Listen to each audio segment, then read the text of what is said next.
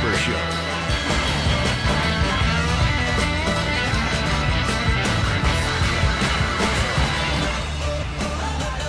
What up, everybody? Good morning and happy Victory Monday. A DK Show coming to you from the TDS Sports Talk Studios this morning. A big thanks for listening in, however, wherever you're listening in from. If it's on those radio dials, 105.1 FM, 790 AM.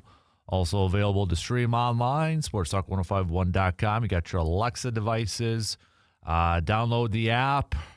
Got the YouTube stream up and rolling. Multiple ways for you to be joining us here this morning. But a happy Victory Monday, Packers fans. It's on our game plan this morning. Obviously, a lot of football chat, a lot of green and gold chat here this morning as the Packers coming away with a 35-25 victory late last night against Aaron Rodgers and the Pittsburgh Steelers. Rough first half. Packers coming out hot in the second half, coming from behind. Let's be honest, it maybe wasn't feeling the greatest after that first half, but credit to where credit's due. Packers offense came out on fire in that second half, and the defense locking it down there too.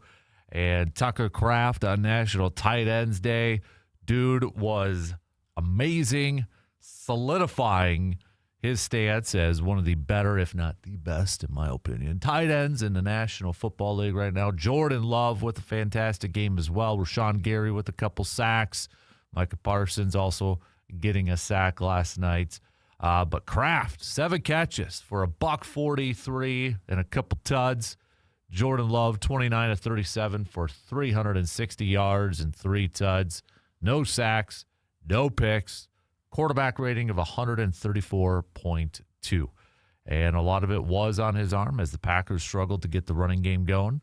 Josh Jacobs just 13 carries for 33 yards. But Emmanuel Wilson with a nice little spark last night.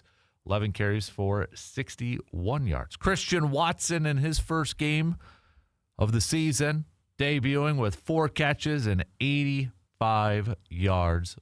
All 4 catches on 4 targets. Dude not only that, but involved in the block game. We've talked about that. Christian Watson's probably their best run-blocking wide receiver.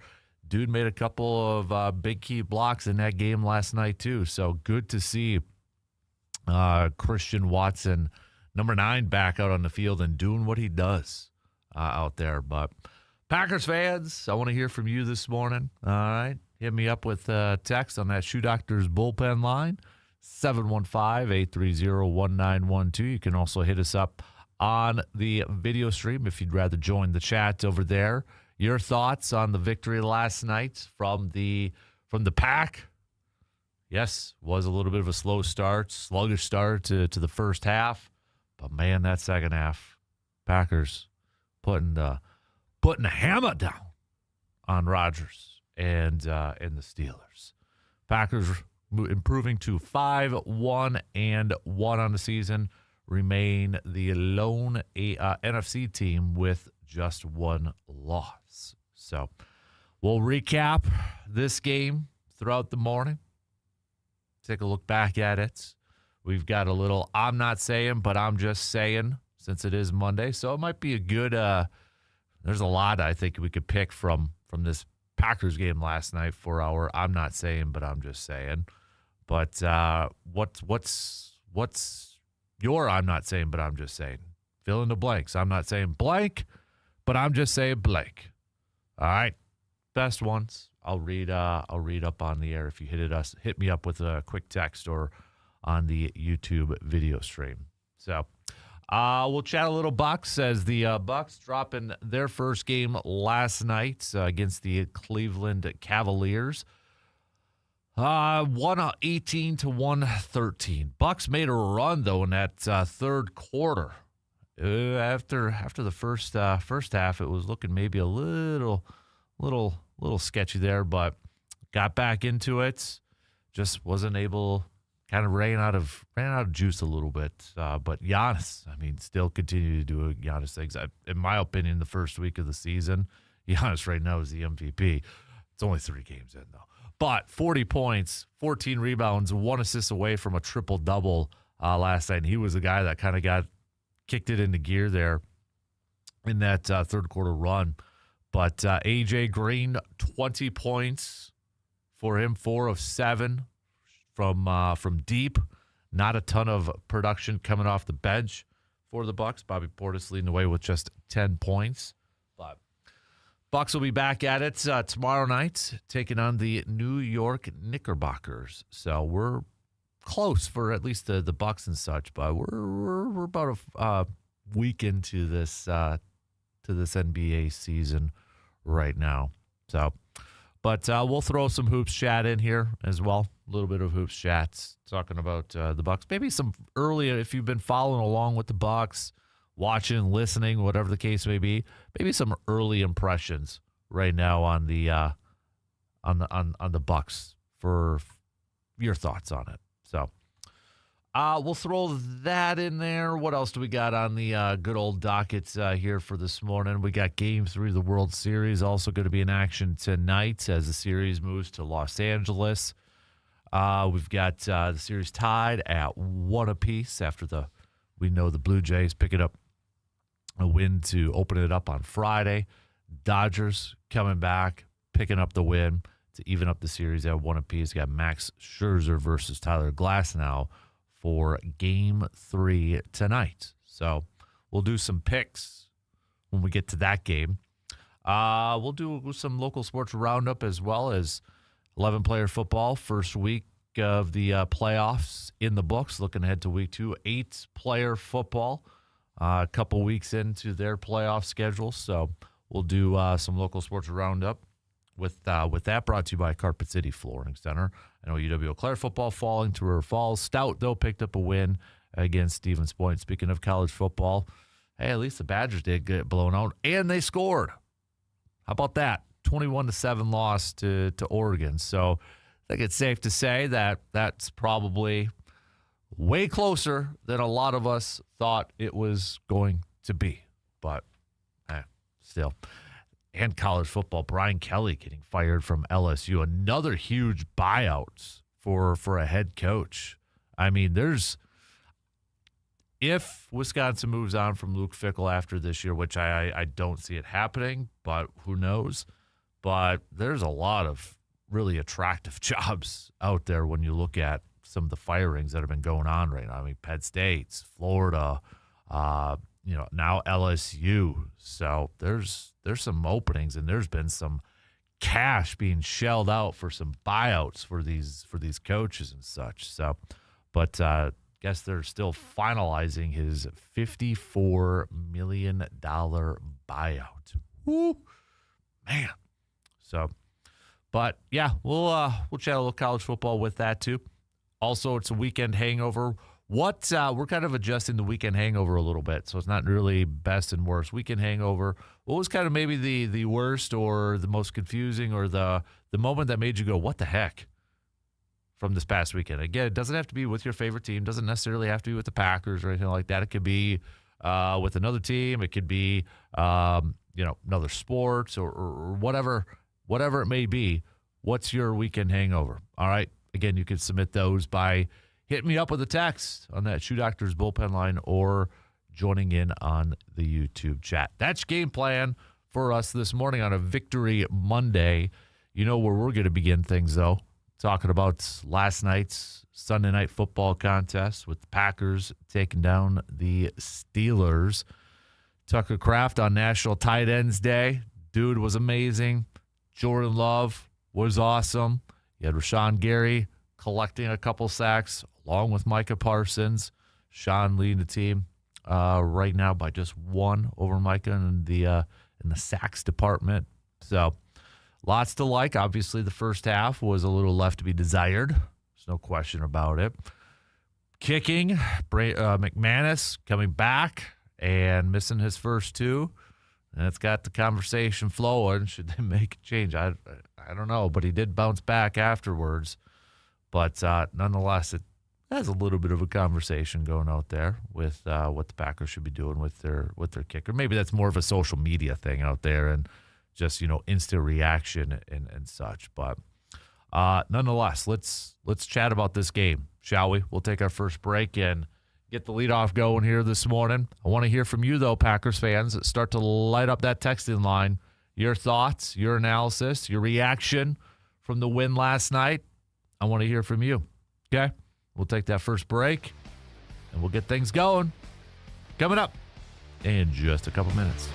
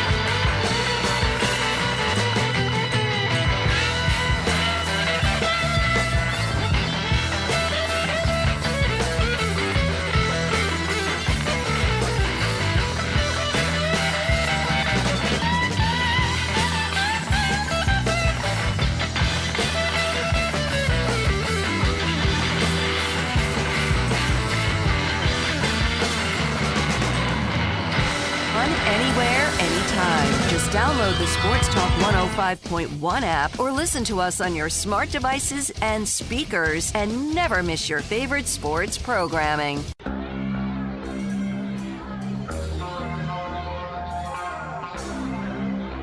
Did you get your deer yet this season? If you did, what do you do with it afterwards? You bring it to Mike's Star Market in Eau Claire, and you let the pros take care of the rest. They'll turn that deer into sausage, steaks, roast, jerky, and more, all ready to enjoy or maybe store for a little bit later on. Their experienced team makes it easy, fast, and delicious, so you can focus on the hunting, not the processing. Make this season even better.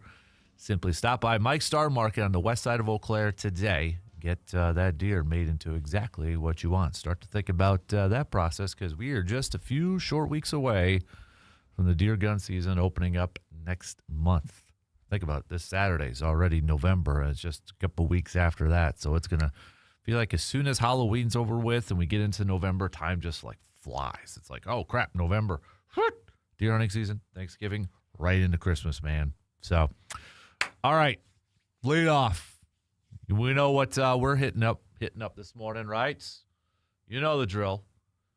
I want to hear your thoughts, Packers fans. Okay, hit me up with some texts on that Shoe Doctor's bullpen line, or comment on the YouTube video stream.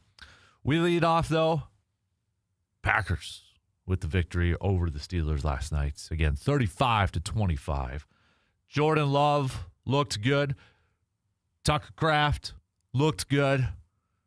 Who would you give some game balls to? Maybe kind of give us a little bit, obviously Jordan Love, Tucker Kraft, they got the game balls from Matt LaFleur after the game last night. But if you could hand a game ball to somebody else, who would it be? And maybe give a shout out to maybe a little bit of an under the radar type of performer from last night's game.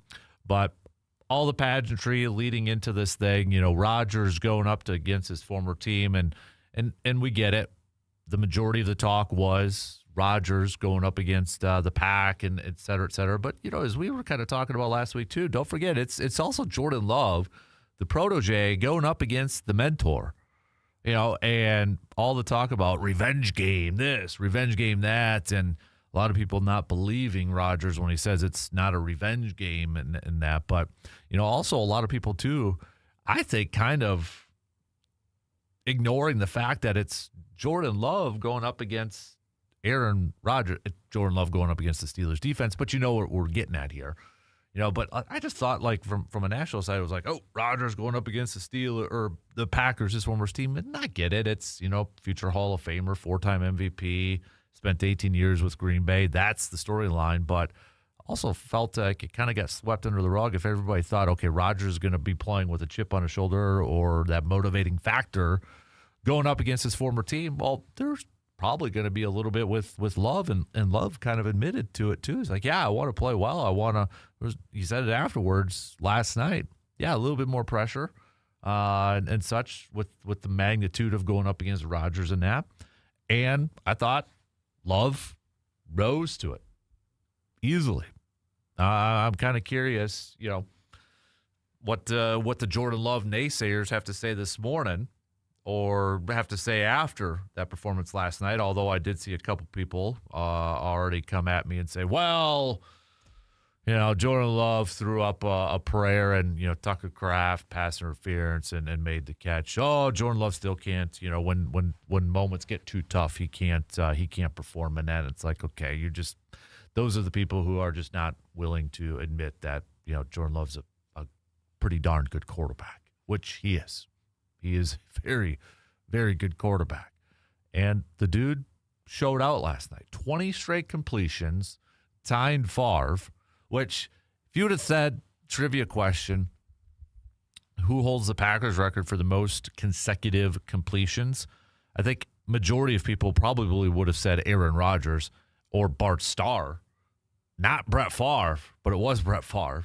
But now it's Brett Favre and Jordan Love. So 360, 3 touchdowns, quarterback rating of a 134.2 compared to Rodgers, who was 24 of 36, 219 yards, 2 touchdowns, 3 sacks, quarterback rating of a 101.5. Difference, a lot of it was Love.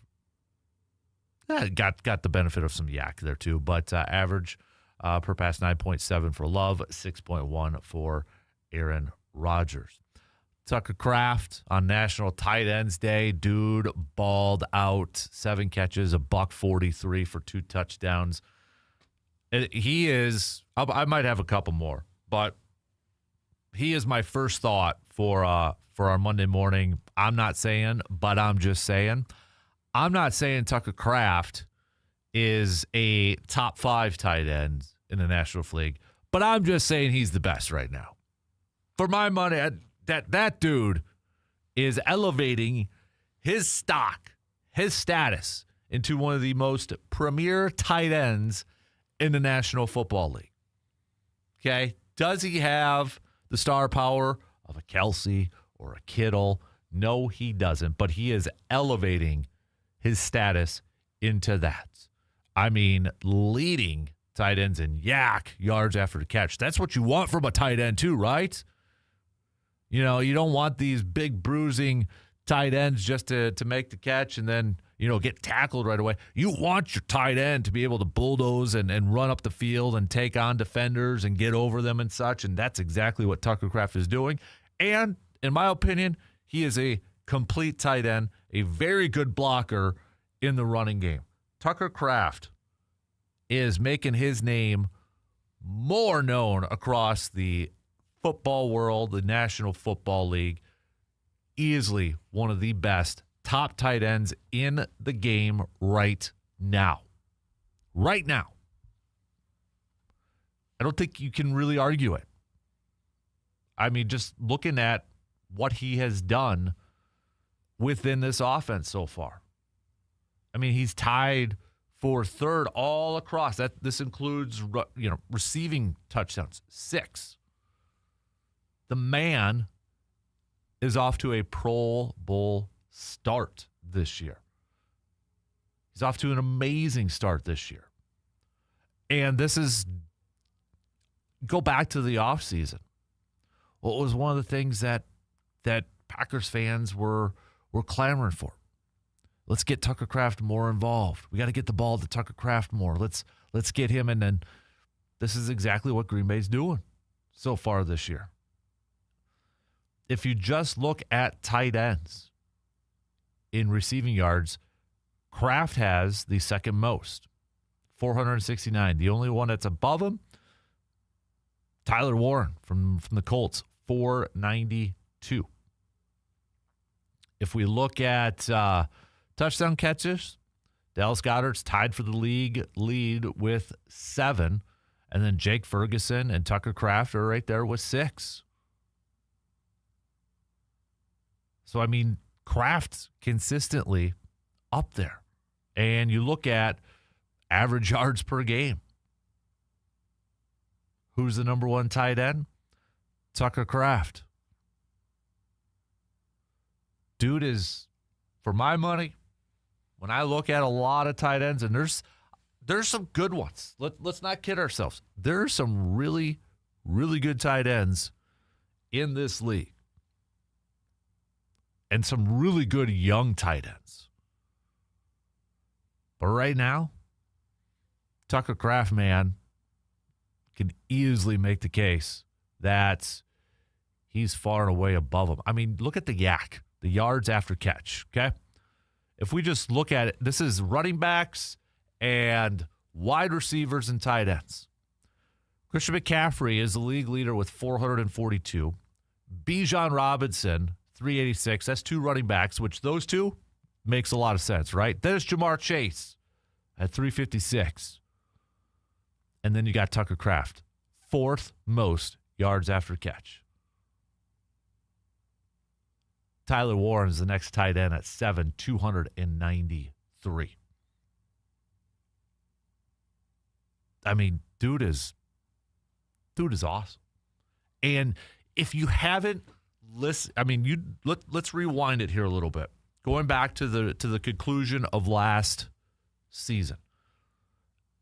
After that loss to the Eagles, who was one of the guys that was, after that game, day after, locker room clean out, kind of calling out the team, saying, we got to wake up? It was Tucker Kraft, saying he wanted to be, he felt like he needed to rise to being more of a leader. This year, he gets elected as a team captain. And if you watch a lot of the locker room videos, post-game videos, when LaFleur's talking to the team and handing out game balls, and you notice the last couple weeks, Tucker's been talking to the team afterwards. Obviously, he did this one with getting presented a game ball and such. But you watch a lot of that, and you just could tell that leadership, and you could tell he's a guy that backs up a lot of what he says. But what a fantastic night for him. What a fantastic night for Jordan Love last night. Between those two. And then, if we were to hand out a game ball to somebody who maybe gets overshadowed in this game or such, there's 2 that really stood out to me right away. Christian Watson showcased why he is a vital player within this offense. I mean, they said that he was they were going to ease him on in, snap count and such, and Christian Watson making plays, big-time catches. He is a downfield guy. But also getting involved in the run blocking. He is their best. We've talked about it. He is probably their best run blocker from a wide receiver standpoint. And that Josh Jacobs touchdown, you had Christian Watson with a fantastic block on the edge.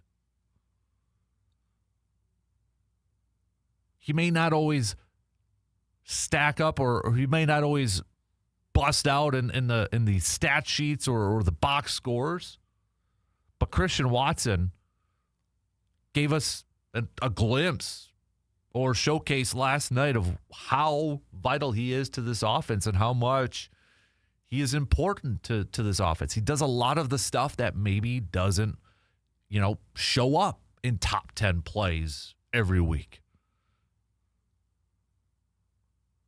And I thought last night he was a big reason why Green Bay came away with that victory. Was some big plays. It was only 4 catches, but some big catches. And some big-time blocks. I mean, not only the Josh Jacobs one, but the Tucker Kraft touchdown, the first Tucker Kraft touchdown. Who was one of the blockers leading the way? It was Christian Watson. Christian Watson is incredibly important to this team's, to the offense and the offense's success. And I think you got to give a ton of credit to Emmanuel Wilson. Josh Jacobs is the bell cow. Josh Jacobs is one of the better running backs in this game. I don't know if the calf injury was just, kind of a little bit of an issue. You heard Mike Tomlin heading into halftime. You could tell it was definitely a key for them to stop Josh Jacobs, to focus a lot on Josh Jacobs. But Emmanuel Wilson stepped in and provided a nice spark to this team. 11 carries for 61 yards. Also, 3 catches for 26 yards. I mean, Emmanuel Wilson's not going to be taking over. I saw some people say he's not taking over for Josh Jacobs or anything like that. But he provided a nice spark for this offense that kind of got things going a little bit too. And sometimes it's just those guys that can do it. It's that guy, like even Malik Heath a couple times last night. Malik Heath, 3 catches for 29 yards. He made a couple plays. It's those type of players, those role players, those backup players, when they get an opportunity or they get the ball and they make something out of it. That's what kind of gets a little spark going. Emmanuel did that last night. When Josh Jacobs it wasn't his night. Steelers were incredibly focused on Josh Jacobs. Emmanuel Wilson comes in and provides a really, really good spark for this team. Not everything was perfect and hunky-dory for Green Bay last night. Obviously the first half, Green Bay got a touchdown, takes the lead 7-3. It's like, okay, here we go. Come on, now let's maybe put up a big number. Let's have a comfortable game in that. Oh, and then just couldn't get it going. Just kind of like was sputtering a little bit. And let's call it for what it is. That first half from Keyshawn Nixon was not good. Was not good. He struggled. Got better in the second half, but not sure what he was doing on that deep ball in the first half, whether he got caught up or not playing the ball or giving up on it a little. I mean, I don't know if he looked really, really out of sorts. Pass interference. I mean, for cornerback number 1, he's got to play better. He's got to be more consistent. But I'll tell you which corner played really well last night. That was Carrington Valentine. You want to talk about another player that I think you can hand a game ball to for being an underappreciated, overlooked player? That was Carrington Valentine last night. Nate Hobbs played 3 snaps. I think it was the final number I saw. 3 snaps. Their free agent signing. 4 years, $48 million. Who had a rough game last week. 3 snaps in this game. They gave Carrington Valentine an opportunity, and Carrington Valentine played incredibly well. Yep, that last touchdown kind of got burned a little bit, but he fought through it. If that's not in the end zone, that probably is a breakup pass, but still, I don't want to, absolve him of that. But Carrington Valentine made some big-time plays in that game last night, too. Going up against guys like DK Metcalf. Carrington Valentine should be playing a lot more going forward.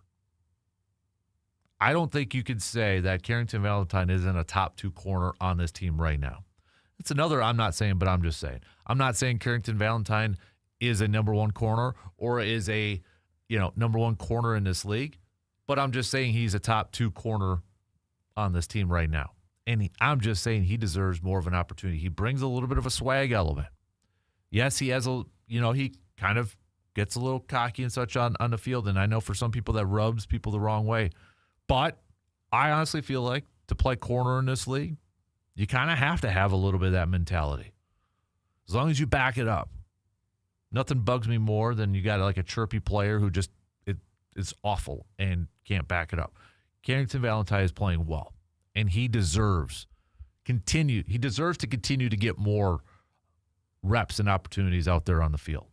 I don't think the book is closed on Nate Hobbs.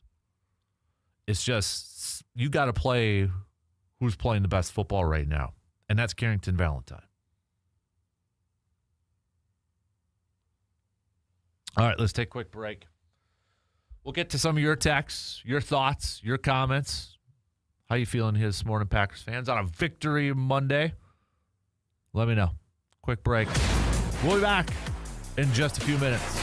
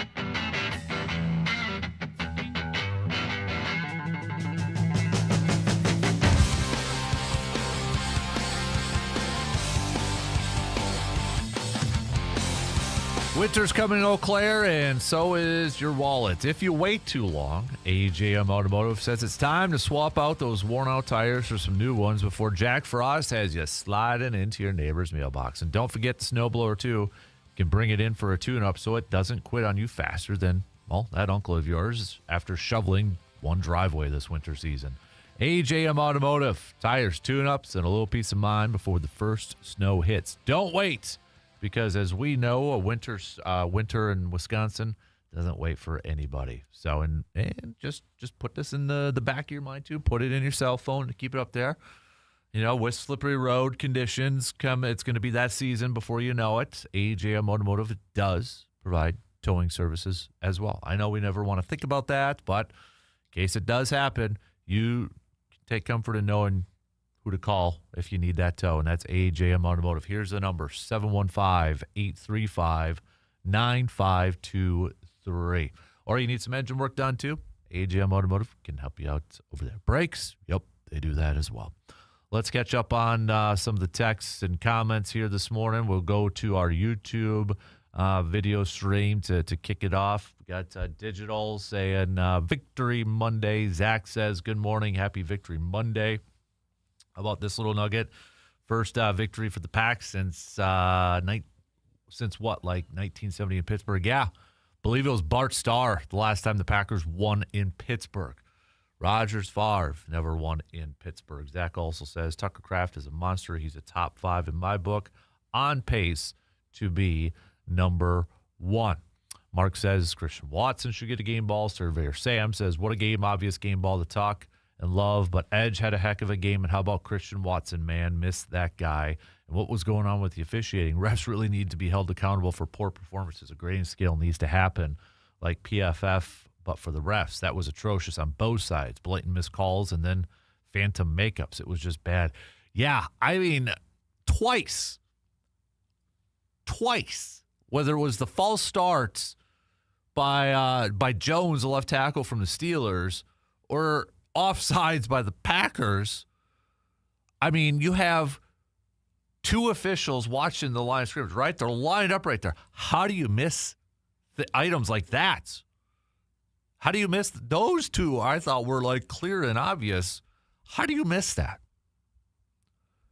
And I think there's going to be a discussion. And I know Collinsworth last night, and I give credit to Collinsworth for bringing this up. But the replay assistance, at what point does strategy and stuff get involved with that? You had a and I'm talking about the touchdown catch by the Steelers, the last one there, a little over 2 minutes, and the call on the field was incomplete, didn't have control. Replay assistants came in and said, nope, it is a touchdown. And what Collinsworth and others have been bringing up now is like, okay, but at what point does replay assistants come in and correct it compared to where you have to challenge that play? And I thought it was a big question. There's a line there. And yes, it was a touchdown. It was clear. And Terry McCauley explained, the differences being if it's a clear, missed call, then that's where replay assistance comes in.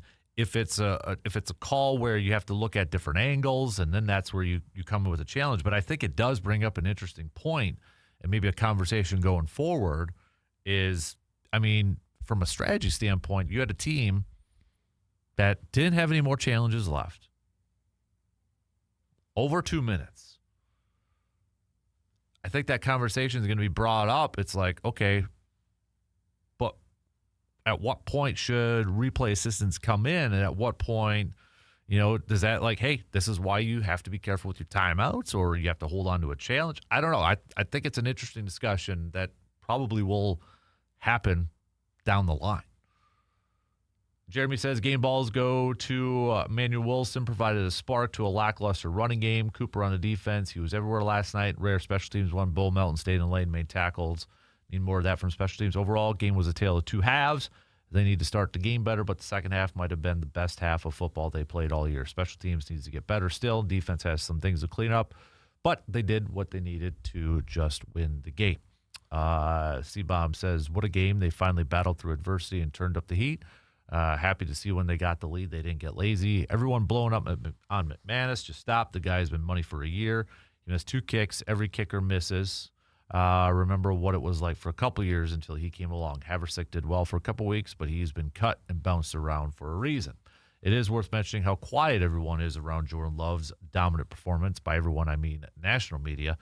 Is it because he's so quiet and calm? The dude has one of the best games of Packers history last night, and it's barely mentioned. Mike says a big shout-out to all the Packers fans who made the trip to Pittsburgh to support the team. Chants of Go Pack Go were music to my ears. Rodgers did even mention it in his post-game presser, too, that they had to go to a silent count at times because of the Go Pack Go chants.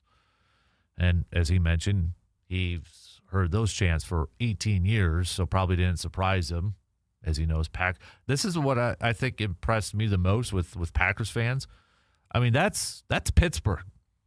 And when you talk about fan bases, top fan bases that travel well or support well or just come out and support their team and that, Pittsburgh, Green Bay is always up in there too. The fact that enough Packers fans infiltrated Pittsburgh to make it that loud, that's a huge tip of the cap. And fans probably deserve a game ball for that too. I mean, we could hear it. I could clearly hear it. And at times you just kind of wonder, okay, is it really that loud, or is it just the mics, TV mics, kind of, picking it up so it sounds a little bit louder?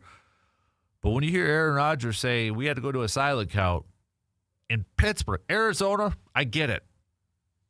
Last week, you get it. Jacoby Brissett said they had to go to a silent count. Okay, but Pittsburgh, in Pittsburgh, that's a huge, big-time shout-out to Packers fans for that, for making it, not just going there, but making it loud for your team. That's super impressive. Very impressive. So,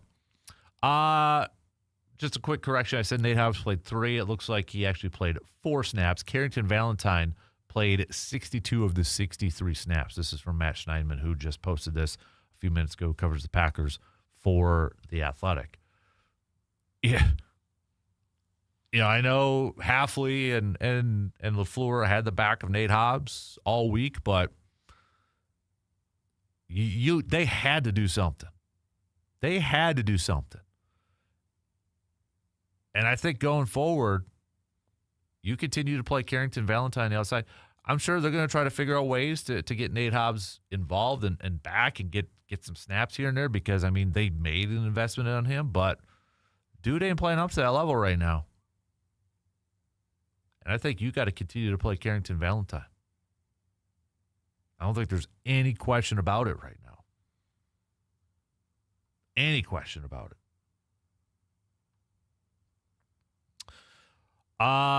Other things that kind of stood out from last night's game. I mean, we talked a little bit about, Rashawn Gary, Micah Parsons, able to get after the quarterback. And again, tip of the cap to Collinsworth. I thought he made a few really good points in the game last night, for that defense to really get after it.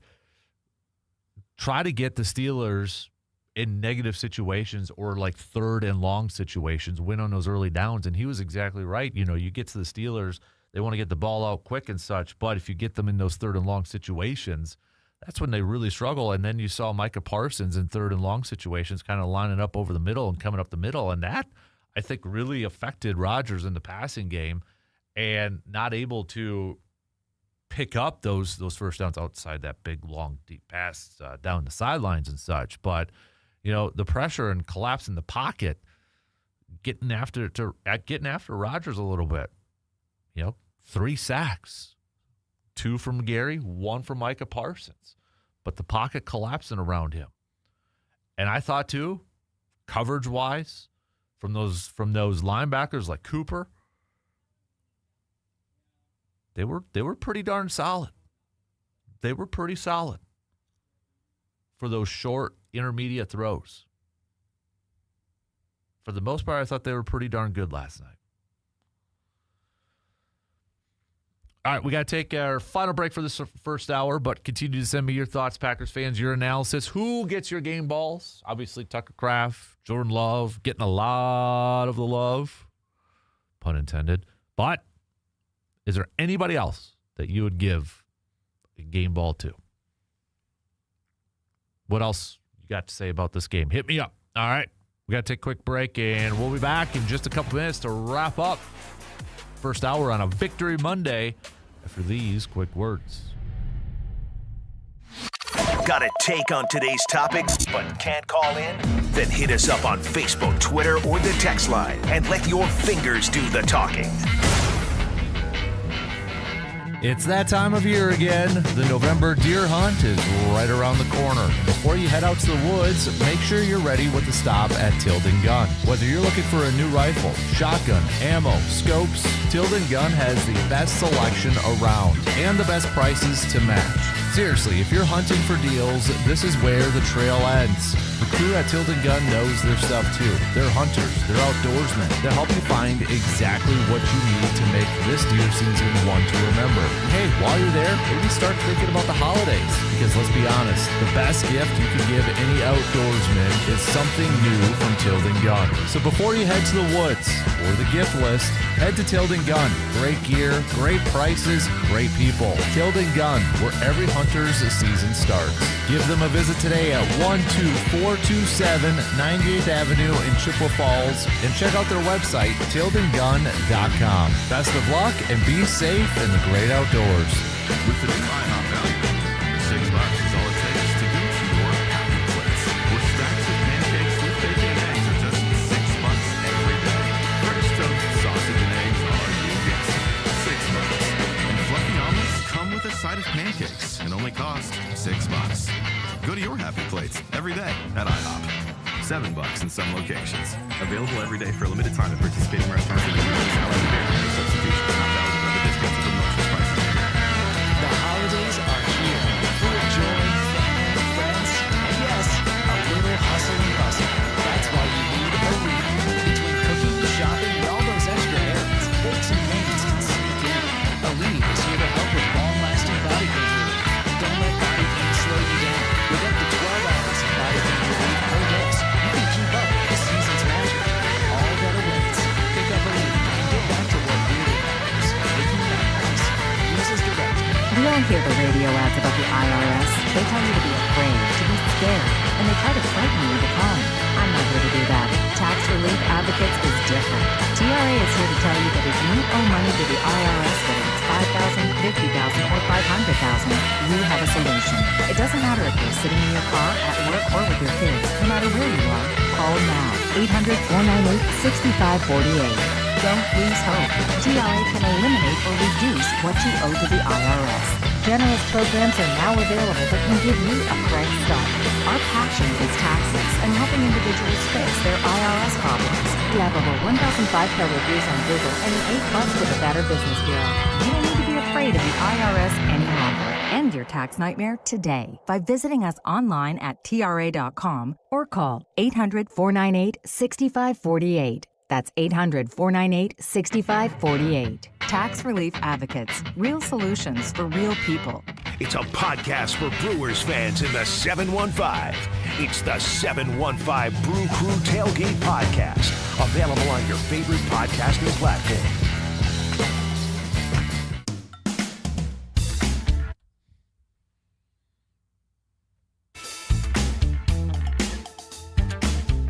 All right, let's be honest with ourselves. When's the last time that you looked down at the floors in your home and said, yeah, these probably seen better days? Well, with the holidays coming up and family and friends and maybe even the in-laws about to walk through that door, it may be time for a flooring upgrade. That's where our friends, Carpet City Flooring Center in Eau Claire, comes in. They've got everything. Carpet, luxury vinyl planks, tile, laminate, you name it. The selection's awesome, and so is the team.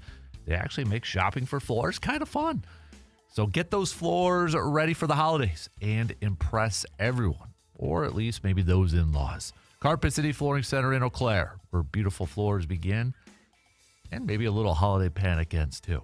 So go check them out today. You can check out their website, carpetcitywi.com, or visit the friendly peeps at Carpet City Flooring Center in Eau Claire at 3109 East Hamilton Avenue in Eau Claire.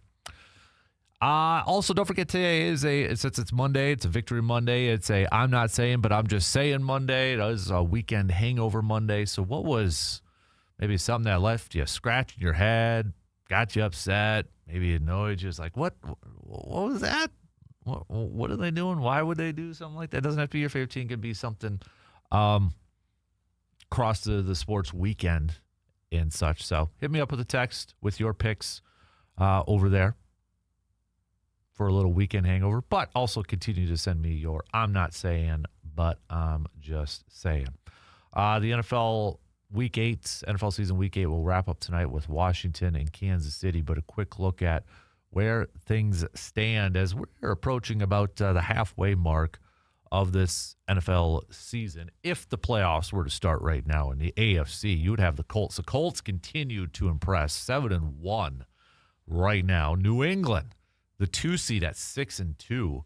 Denver would be the 3 seed, also 6-2. So you look at, beginning of the season, who are the favorites? Who are the talks to come out of the AFC? There's 3 popular teams: Kansas City, Buffalo, and Baltimore. And right now it's the Colts, the Patriots, and the Broncos. Because why not?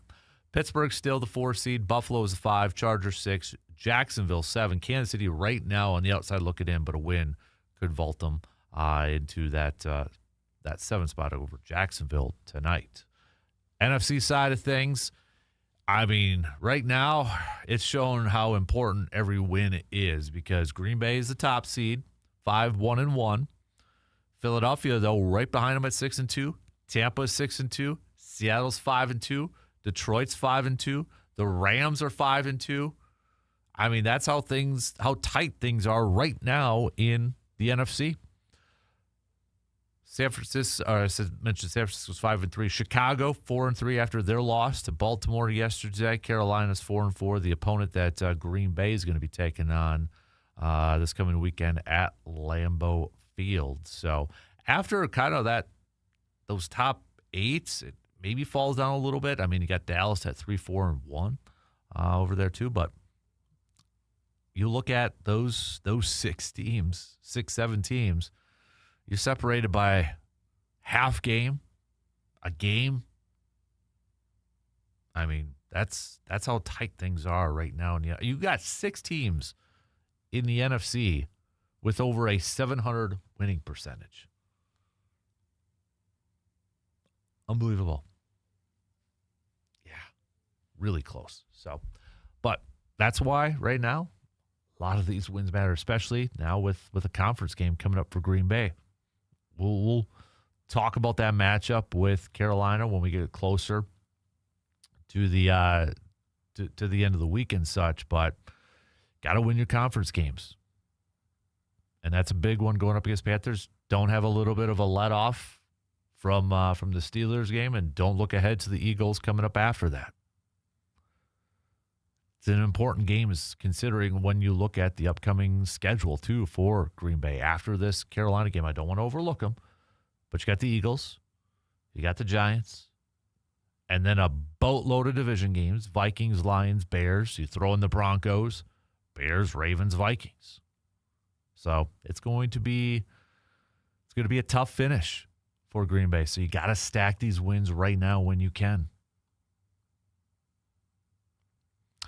We'll get back. We'll have plenty more of Packers football talk coming up throughout the morning. Do want to touch a little bit on the Bucs. Bucs dropping last night. Their first game of the season, dropping their first game of the season. You've got big one coming up tomorrow night though for the Bucs. National spotlight game going up against the New York Knicks. Bucs dropping that game to the Cavs last night, which is probably going to be a battle. Cavs battling for one of the top spots. They're going to be one of the top teams in the Eastern Conference. Bucks had their issues with the Cavs last night. Kind of looked like it for the most part, but then the Bucks kind of making that comeback in the third quarter, making things tight. Giannis literally putting the team on his back, on his shoulders to make that more of a game last night. Bucks not able to complete that comeback. So dropping their first one. But you look at the first week, little less than a week of the season, Giannis is on such a tear, such a start to this season. If they did like a player MVP of the week or something right now, I mean, Giannis would be the dude. No, Victor Wembanyama would probably be up there as well, but because he's off to a great start. So is Steph Curry in that. But Giannis is just, I mean, kind of kicking back or picking back where he left off. Last night, even in that loss, 1 assist away from a triple-double, 40 points, 14 rebounds, 9 assists. Dude is getting it done. I mean, even in a loss last night, Bucks shot a little over 50% from the field, just under 40% from three. All right, one in. Few more to go. We've got some news updates. We'll be back after these quick words.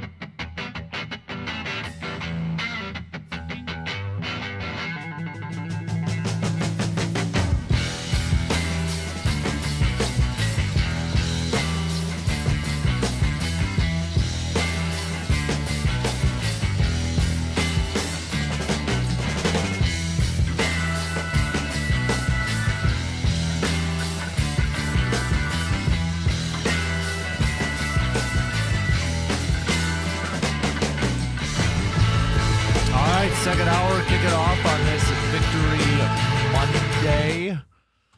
Big thanks for making us a part of your starts wherever you're listening to us from and however you're listening to us. If it's on those radio dials, 105.1 FM, 790 AM. Also available to stream online, sportstalk1051.com. You got the app, download that. You got your Alexa devices. Just say, yo, Alexa, play WAYY. Video streams also up and rolling on YouTube. Been spending a lot of time this morning talking some green and gold after that victory late last night against Aaron Rodgers and the Pittsburgh Steelers. Handing out some game balls. We know Tucker Kraft, Jordan Love getting a lot of the love, and rightfully so.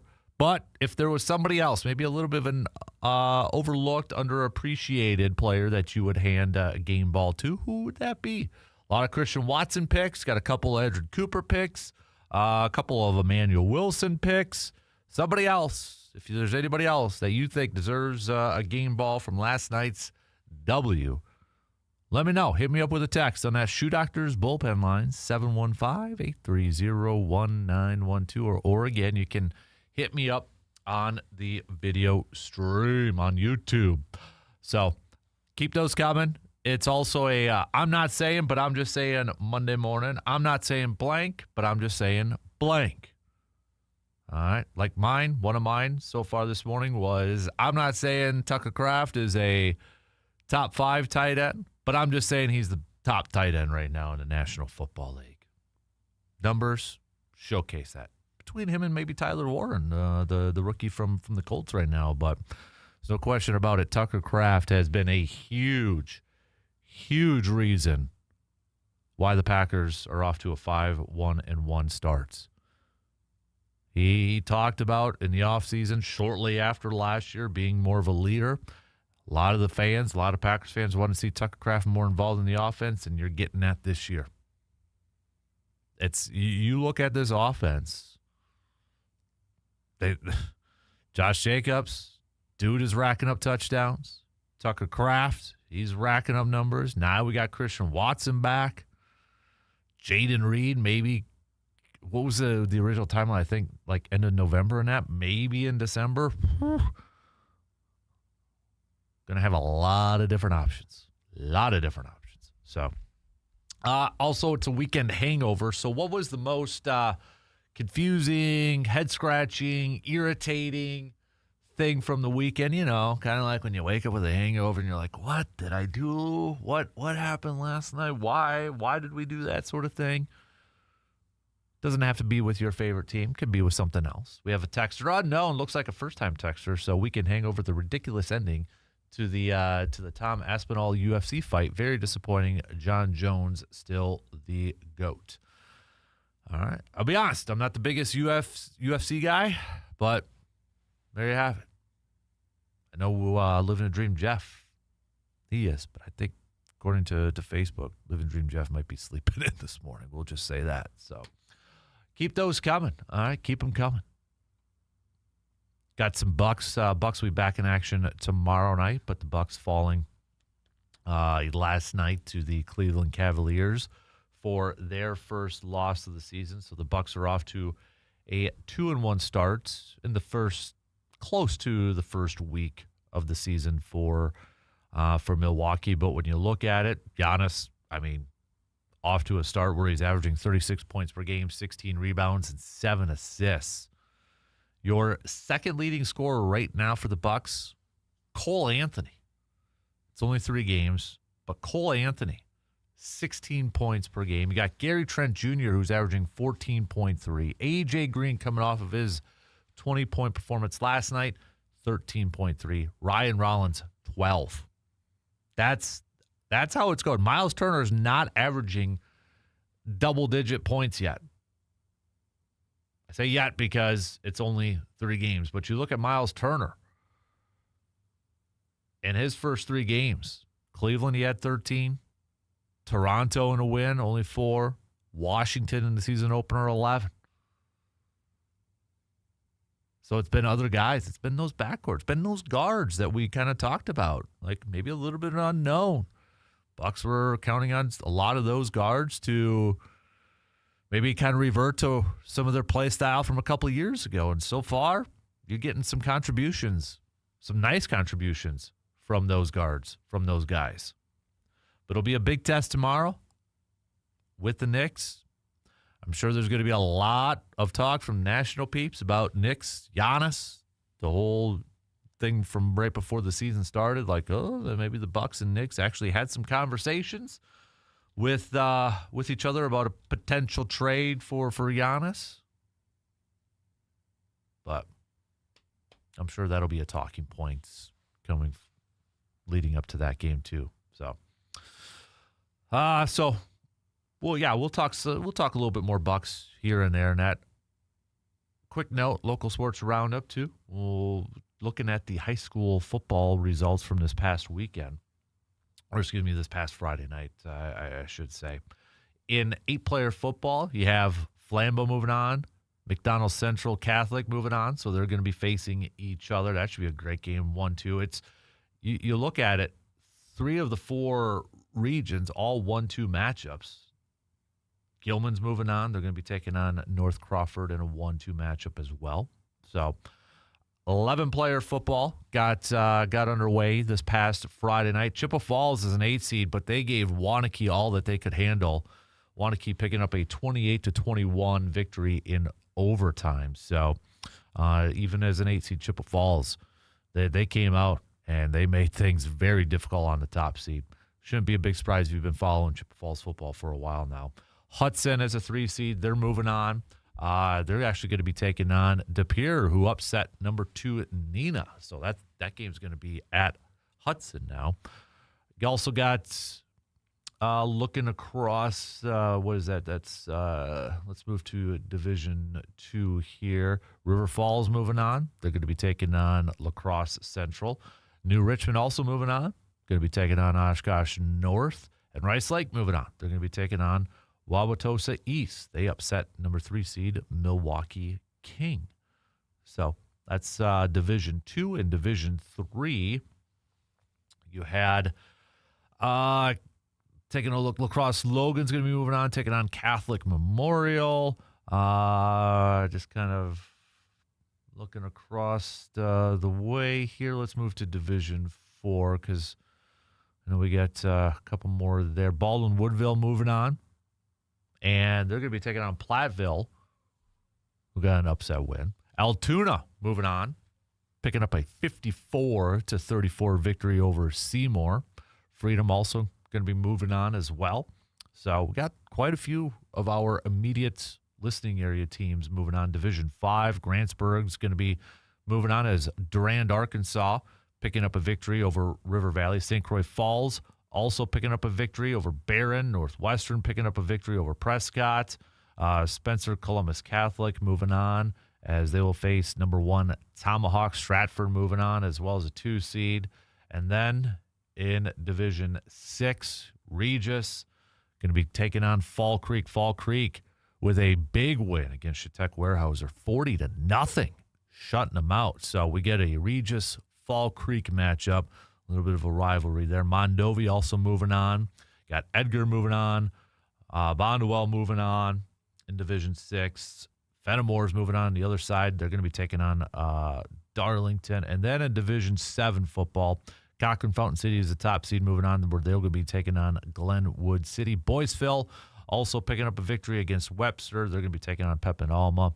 And then, that's kind of where things are at right now with some of our very immediate local high school football teams. And I know we've got, some volleyball going on here. I'm hoping that JC and the EC, Justice Cleveland's going to be stopping by, waiting to get a confirm from that. But hopefully he'll be able to stop by and do a really big deep dive into some local sports roundup. I know Altoona girls tennis runner-up at Team State, too. So big congrats to Altoona tennis. And we had Emmanuel Lutheran, Regis, McDonald Central, capturing regional volleyball titles too. Memorial for soccer, regional championships too. So lots going on, a lot going on with our local sports roundup. All right, tell you what, let's take a quick break, reset, regroup. Packers fans, continue to send me your analysis, your thoughts on the win from last night. Who gets some game balls? What stood out to you from last night? Okay, I want to hear from you. We'll touch on a little bit of the World Series. We got Game 3 coming at you tonight. It's tied up. Toronto picked up a win, big first win. Dodgers bounced back, got Game 2. The series is now in Los Angeles. So, the first one to win 3 more games, that's going to be your World Series champ. Got to throw that in here, too. Badger football, I mean, I'm not a moral victory person, but given the state of Badger football, that kind of felt like a win Saturday night, losing 21-7 against Oregon. It was scoreless after the first. It's like, hey now. But defense came to play. Give them credit. And they came to play. But you look at college football, and let me ask this for Badger football fans, because we got Kelly getting fired from LSU. That's a huge buyout. They're negotiating this $56 million buyout, I think I saw. And we've seen some firings already. I mean, Franklin at Penn State. Florida's going to be open. Possibly, some other big-time programs, too. There's going to be some very attractive jobs being opened across Division I college football this year. But seeing some of these high-profile firings and some of these teams firing their coaches with sizable buyouts, does it make you more upset that Wisconsin hasn't made a move yet from Luke Fickell? Does it make you more upset to see that? Or the other part, I was trying to play a little good cop, bad cop, little devil's advocate with this, trying to look at it from both sides of the aisle here. Knowing that there's going to be quite a few attractive jobs, LSU, Penn State, Florida, et cetera, et cetera, et cetera. Does it also maybe make you think, okay, we're probably not going to get one of the best candidates available because there's other openings out there? Does that cross your mind at all? Does it cross your mind at all? Like, given how many openings there are,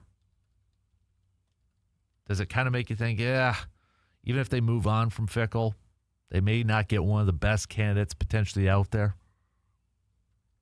I was just trying to think of both sides of this. Are you more, so I guess the question is, Badger fans, are you more, does it irritate you more, and maybe this is your weekend hangover, but does it irritate you more that you're seeing these teams, these college programs moving on from their head coaches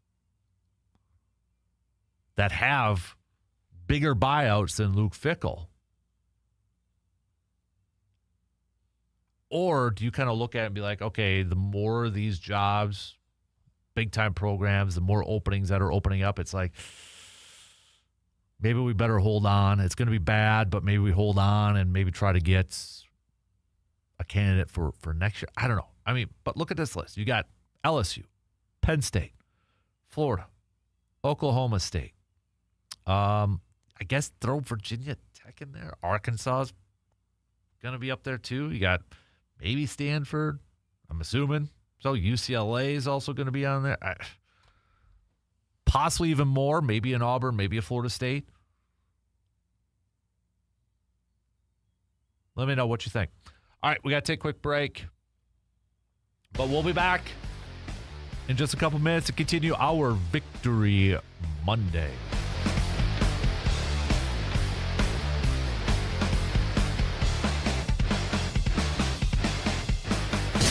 You're listening to The Dan Kasper Show. The holidays are here, full of joy, family, friends, and yes, a little...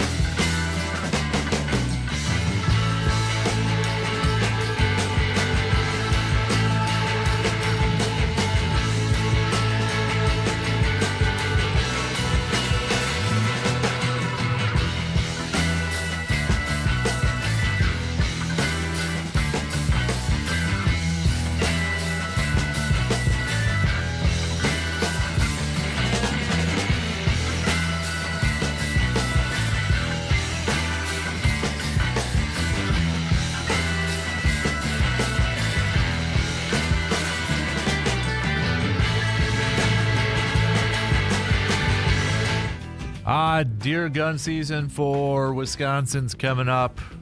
What are we, less than a month away, right? So it's that time of year again. And before you head out to the woods, make sure you're ready with a stop at our good friends at Tilden Gun. Whether you're looking for a new deer rifle, shotgun, ammo, scopes, or gear, Tilden Gun has the best selection around and the best prices to match. Seriously, if you're hunting for deals, this is where the trail ends. The crew at Tilden Gun know their stuff as well. They're hunters. They're outdoorsmen. They help you find exactly what you need to make this deer season one to remember. And while you're there, maybe start thinking about the holidays too. Think about that hunter in your life, that outdoorsman in your life. Maybe he or she needs a new deer rifle or anything like that. I mean, come on. Gift cards available also at Tilden Gun. Those always make great gifts. So before you head to the woods or the gift list, make sure you head to Tilden Gun. Great gear, great prices, great people. You can check out their website at tildengun.com or visit the shop.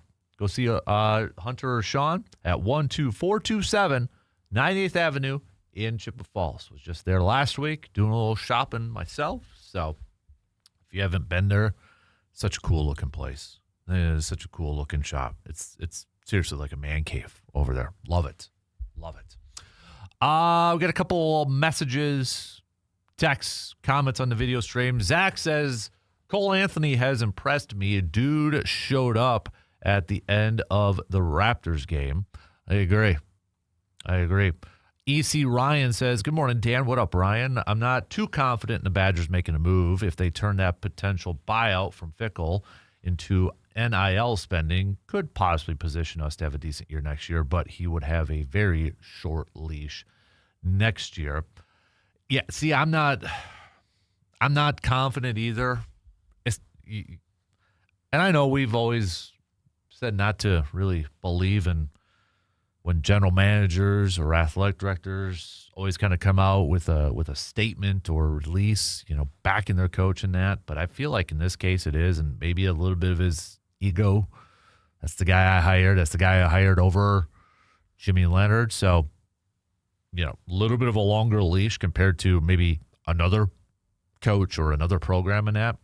But I still say, in my gut, I feel like the Badgers will open up next year with Luke Fickell as their head coach. And I think the other part of it is too, and RJ, I believe, has mentioned this too, who would they hand it off? And I know that's not always necessarily like the main reason why you shouldn't let somebody go. But like when they let go of Paul Chryst, okay, you gave Jimmy Leonard an opportunity. And I thought he did really well. I think a lot of people thought he did really well. And there isn't that coach on staff that you could probably hand it to. But again, I don't think that should be like the ultimate deciding factor on whether you keep a coach or not. Other programs do, other teams do it for cry-eye. So, but yeah, I think we're going to open up 2026. Luke Fickell's going to be the guy. Unless Luke Fickell decides to leave after this year, I'd be leaving a lot of money on the table. Could he do a Gary Anderson thing and go to a different program? I guess never say never, and maybe that will be a blessing in disguise. But, man, there's going to be a lot of potential openings this offseason. Well, right now there is already in Division I football, and probably going to be more after the season's over with too. Really, there probably is. And given everything that's going on in college sports and in college football, I think the hiring, like the coaches that you want to target, it's really changed over the years. A lot of it is because of NIL. A lot of it is because of the transfer portal. Those are the two biggest things. Do you change your approach? Do you change the type of coach that you want? I think you do. And it makes it maybe a little bit more difficult to find that right coach. You almost have to be that salesperson.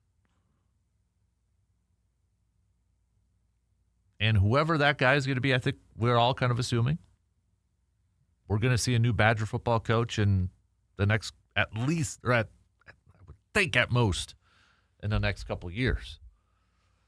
But do you get that program builder? Do you get that guy that can go sell and, maybe like a PJ Fleck? I mean, does Wisconsin need a guy as much as he kind of annoys Badger fans, row the boat and all that? And I get it and I understand it, but do you need a coach like that brings the energy, that brings the juice and that sort of thing?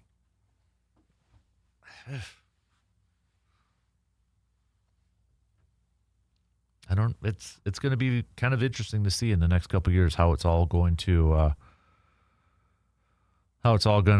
play out. But yeah, I agree with you, Ryan. I'm not confident that they're going to make a move. I don't think they will after this year. Which, I mean, you look at it from all these other teams making moves, and it probably makes a lot of Badgers fans even more frustrated with the status of the program.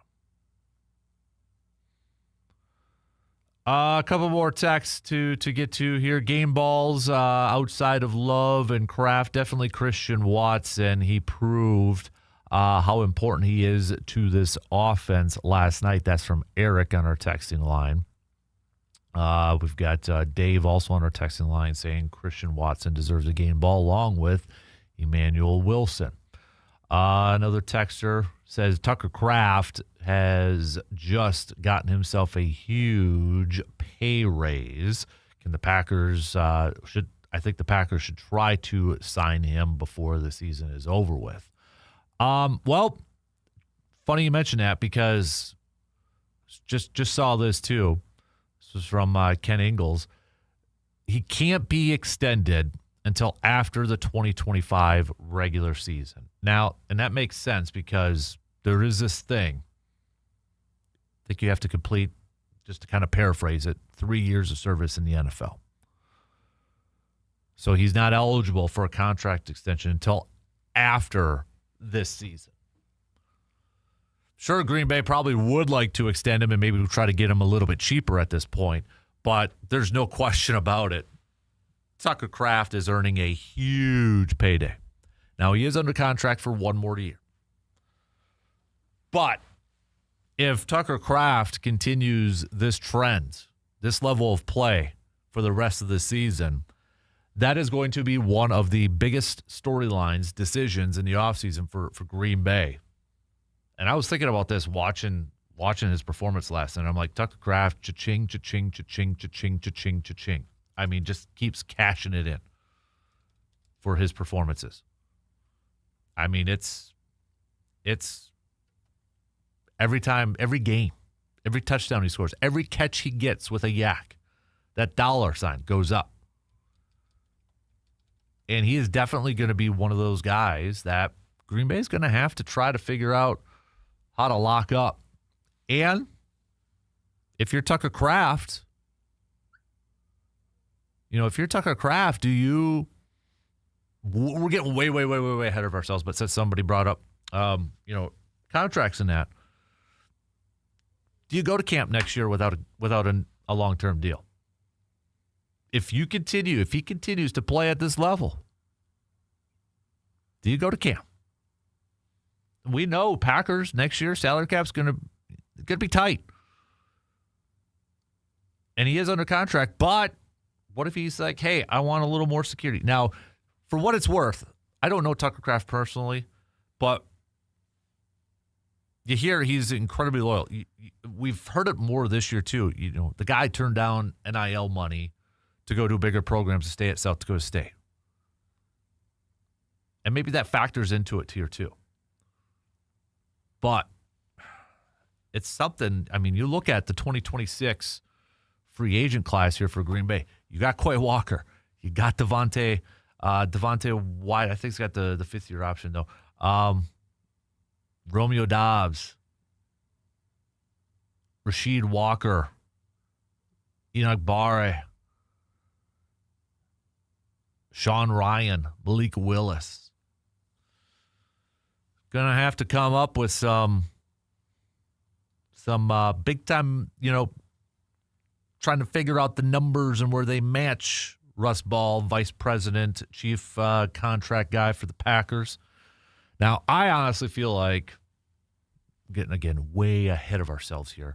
Elton Jenkins, this is probably his last year. You can move on from him and save a little bit of cap. And, there's going to be those type of cap-saving moves. And there's going to be probably some restructures and that sort of thing. But I think, when you look at priorities for the offseason, it's got to be Tucker.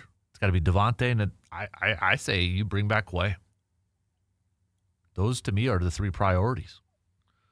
Romeo would probably be fourth. I would not be opposed for Romeo Doubs coming back, but I think it's going to be a numbers game at that point.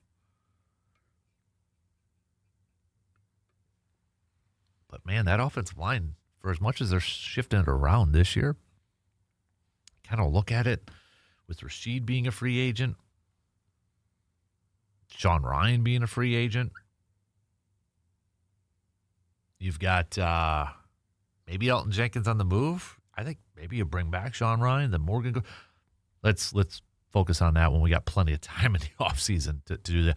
But no, going back to it, Tucker Kraft, 100% is going to get a pay raise. 100% is going to get a pay raise. That dude, he has he's upped his game to another level. There's no question about it. And he's probably going to get that contract this offseason. Whether he kind of forces the hand, I have to imagine Green Bay. Don't try to be too cute with this thing. Tucker Kraft, when he fits that organization, he fits that team. That's the type of guy we need on this offense. And I just hope that they can figure this out and he will be a long-term fixture on this Packers offense. I'm pretty confident they will. I'm pretty confident that they'll get it done. But yeah, he's definitely earned a big-time pay raise so far, especially if he continues this trend that he's on. All right, we got to take a quick break. Continue to send me your thoughts on this Victory Monday, your analysis. We'll be back here in just a few minutes.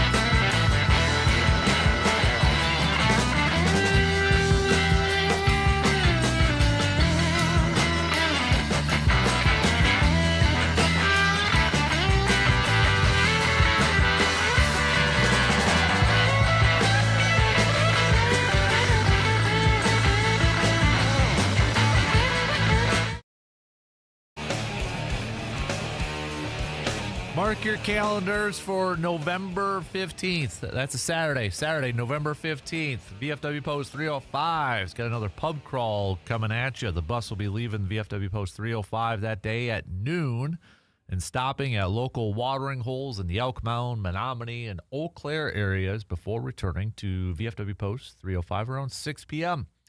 This event will also be taking donations to the Beacon House homeless facility here in Eau Claire. Some of the requested items are paper towels, diapers, baby wipes, sturdy paper plates, utensils, twin sheets, pillows, blankets, cereal, peanut butter, canned soup, pasta, sauce, instant potatoes, crackers, Jell-O, pudding cups. Cost is just $20 per person. Sign-up sheet is available at the bar. Seating is limited, so you better sign up soon. Again, that's November 15th, Saturday, November 15th. Got a pub crawl happening with our good friends, the VFW Post 305, located on Star Avenue in Eau Claire. Let's do a couple more. We got a few texts coming in here, so let me bring up that. We got Rick says, if anyone hasn't noticed, look at all the younger guys, especially freshmen, that are playing bigger roles since the OSU game. Fickle needs to decide on an offensive scheme that could be a good fit week to week in the Big Ten. Austin, good morning, Dan. It's been a while. Yeah, it has, man. Good to hear from you. Here's my take for today. Green Bay's cornerbacks are not good. I think Valentine is a better corner than Nixon and Hobbs. Need to massively upgrade in the offseason, but for now, get a corner before the trade deadline. I'm all on the Carrington Valentine train. It was kind of a head scratcher. I thought that he only got a couple snaps against Arizona. And then he gets 62 of the 63 snaps in the game last night. Nate Hobbs gets 4. That's it. And rightfully so.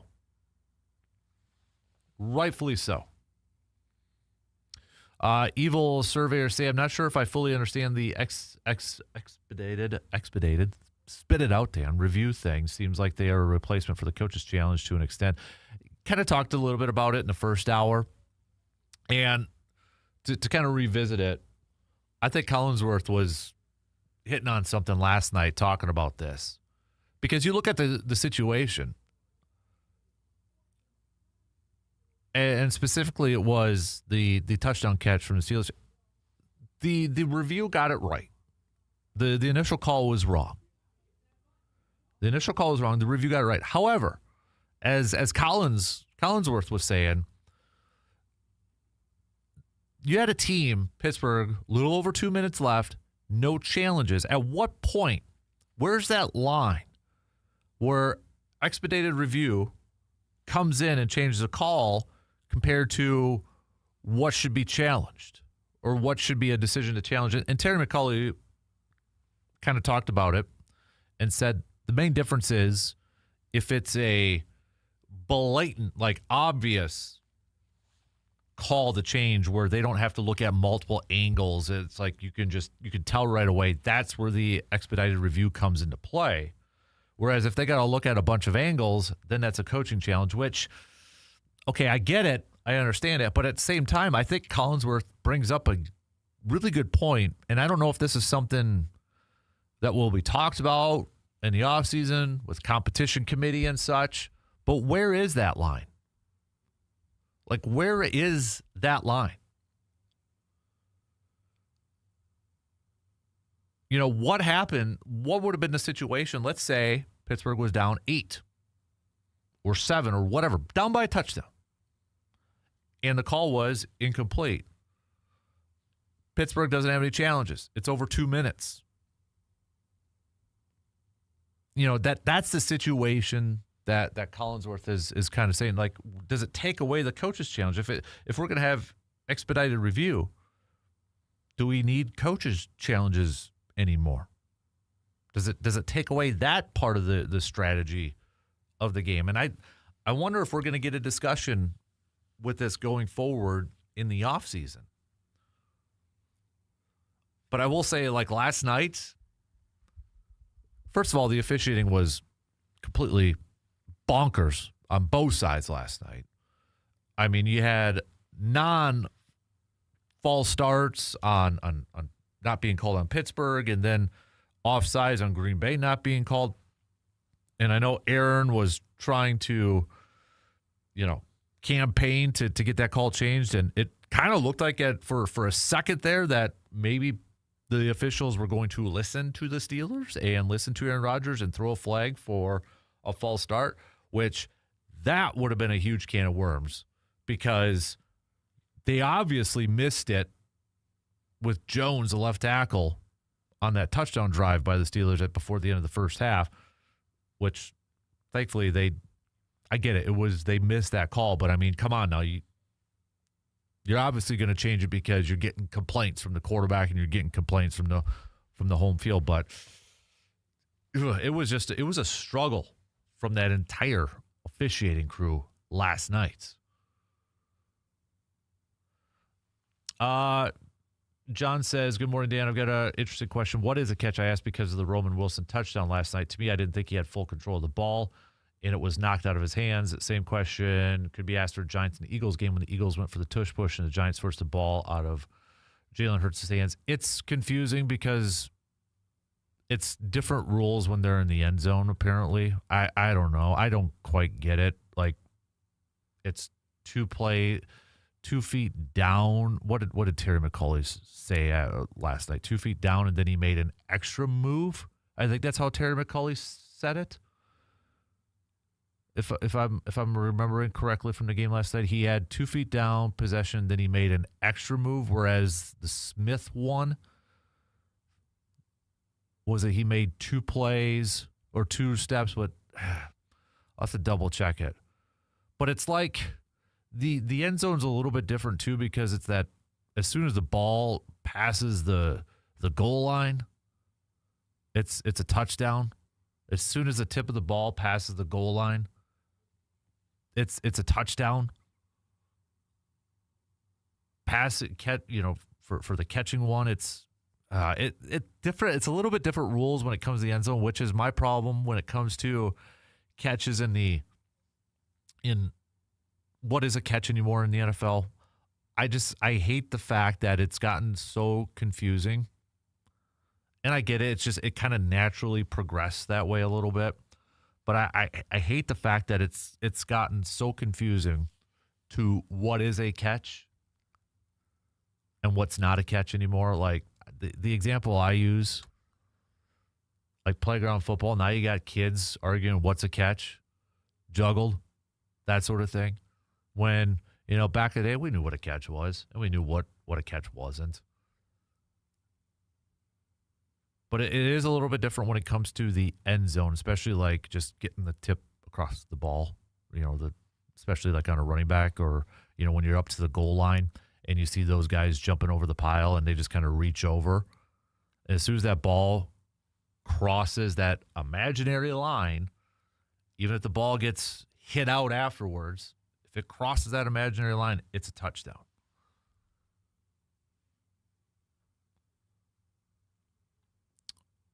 All right, got to play a little catch-up. I got to take a really quick break here. We're going to wrap up the second hour.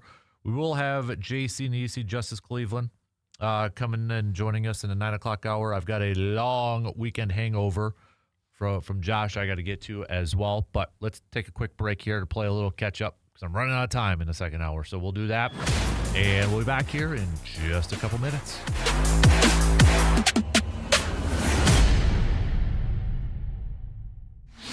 Got a take on today's topic, but can't call in? Then hit us up on Facebook, Twitter, or the text line, and let your fingers do the talking. With the new IHOP value menu, $6 is all it takes to go to your happy place. Where stacks of pancakes with bacon and eggs are just $6 every day. French toast, sausage, and eggs are, you guessed it, $6. And fluffy omelets come with a side of pancakes. It only costs $6. Go to your happy place every day at IHOP. $7 in some locations. Available every day for a good time to pick some daily restaurants with the U.S. salad and beer. Substitution not valid. Discounts for most prices. In today's business environment, you need internet that's as strong as your ambition. TDS Fiber Internet is designed to meet the highest demand, offering blazing fast symmetrical speeds and rock-solid 99.9% network reliability. Fortify your business with internet that delivers unmatched strength and durability. Upgrade to industrial-strength TDS fiber internet, built to endure, built for your business. Visit tdsbusiness.com. Internet speeds are up to and not guaranteed, subject to availability. Terms and conditions apply. See website for details. Winter's coming, Eau Claire, and so is your wallet. If you wait too long, that is. AJM Automotive says it's time to swap out those worn-out tires for new ones before Jack Frost has you sliding into your neighbor's mailbox. And don't forget...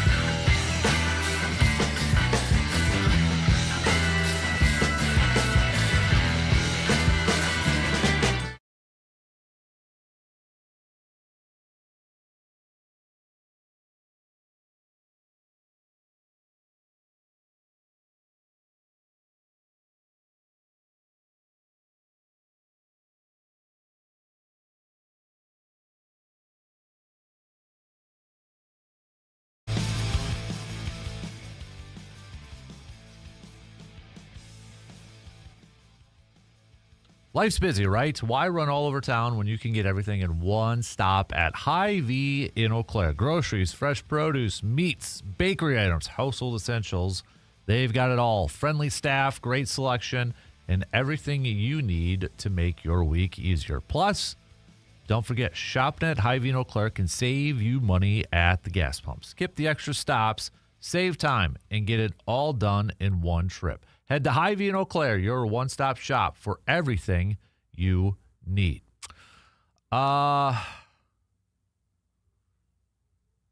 Zach says, does anyone think that they are going to make a move at corner before the trade deadline? Valentine played outstanding last night. Nixon has shown greatness, but not consistent. Anyone else think that? Digital says, Tyler, I'm not sure they make any moves unless there's an injury. I still am apprehensive on whether they make a trade or not. If I'm going to put my 2 cents in, I I still feel like they're not going to at this point, and they're going to run with what they got. Not saying it's right, but I would agree with Digital over there too, saying if there's an injury, then yeah, I think you kind of really look at it, because then you question some of the depth at that point. But I think right now, I don't know. I don't see it right now. Never say never, but I don't see it. I was rewatching that Wilson catch and listening to Terry McCauley's explanation. I mean, this is the confusing part, because the end zone is treated differently than like in the regular field of play.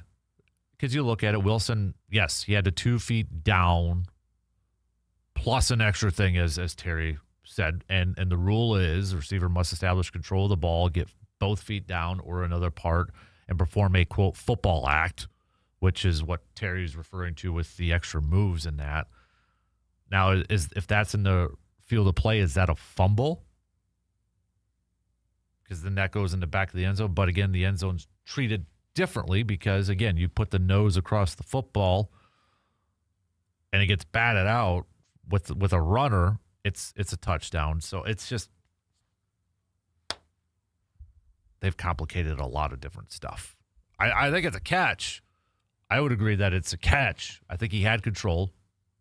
I mean, he had two hands on it the whole time. He makes like 3-4 steps with it, and then it gets knocked out.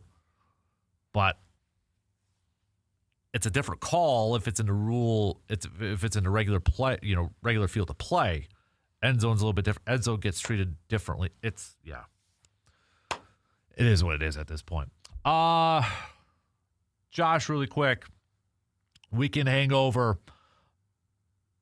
Can you dive into what the deal is with coach contracts in college football? Chaps my backside that guys don't perform and teams move on from them and still have to pay these clowns. WTF. If you, me, or most normal people don't produce high-quality results and do our jobs, we get fired. No buyout. Just get your things and get out. Why does this continue to be a thing? Darn it, if this mentality irritates me for tomorrow, though, savor the win and positivity today, but I can't wrap my head around it, especially with all the NIL stuff now. Wasting money to pay someone to go away just makes no sense. Teams pay good money for coaches, but do your job, get results, or get out. Pretty simple to me. Okay, I'm done ranting. Yeah, the buyouts definitely, and I understand buyouts to an extent are to try to prevent other teams from poaching coaches, from other teams to try to hire this other coach. I get it to an extent. It's to protect universities and colleges so that another team doesn't try to hire away their coach. So that's the purpose of these buyouts. Because let's say another team wanted to hire like Luke Fickell or another coach that had a buyout, that team would have to pay the buyout in that. So I get that point of it, but then it gets to the, I don't know if there should be, and I'm not going to pretend like I know contract language and such, but like there should be almost a language. Okay, but if you get fired, you don't get the buyout or something like that. But then, the agents and the coaches going to go for that. I agree. I think that it's gotten to a point where it's kind of ridiculous in terms of the money that's getting shelled out for getting fired. It's pretty ridiculous. I get it to a point to protect so no other team tries to swoop in and get that, but there should also be some protection, I would think, for the team if the player, if the coach, isn't performing to the expectations and they got let go by the team. I don't know how you do that. I would think that couldn't you put language in there, but I think it's kind of like baseball with salary caps. It's gone too far to where I don't think you can go back to changing it unless something drastic happens. All right, quick break. 2 more hours to go. We're at the halfway mark. We got some news updates. We'll be back, but continue to send me your weekend hangovers, your I'm not saying, but I'm just saying, your thoughts on the Packers win from last night. Who gets your game balls? Send those on over. We'll be back after these news updates. WAYY Eau Claire.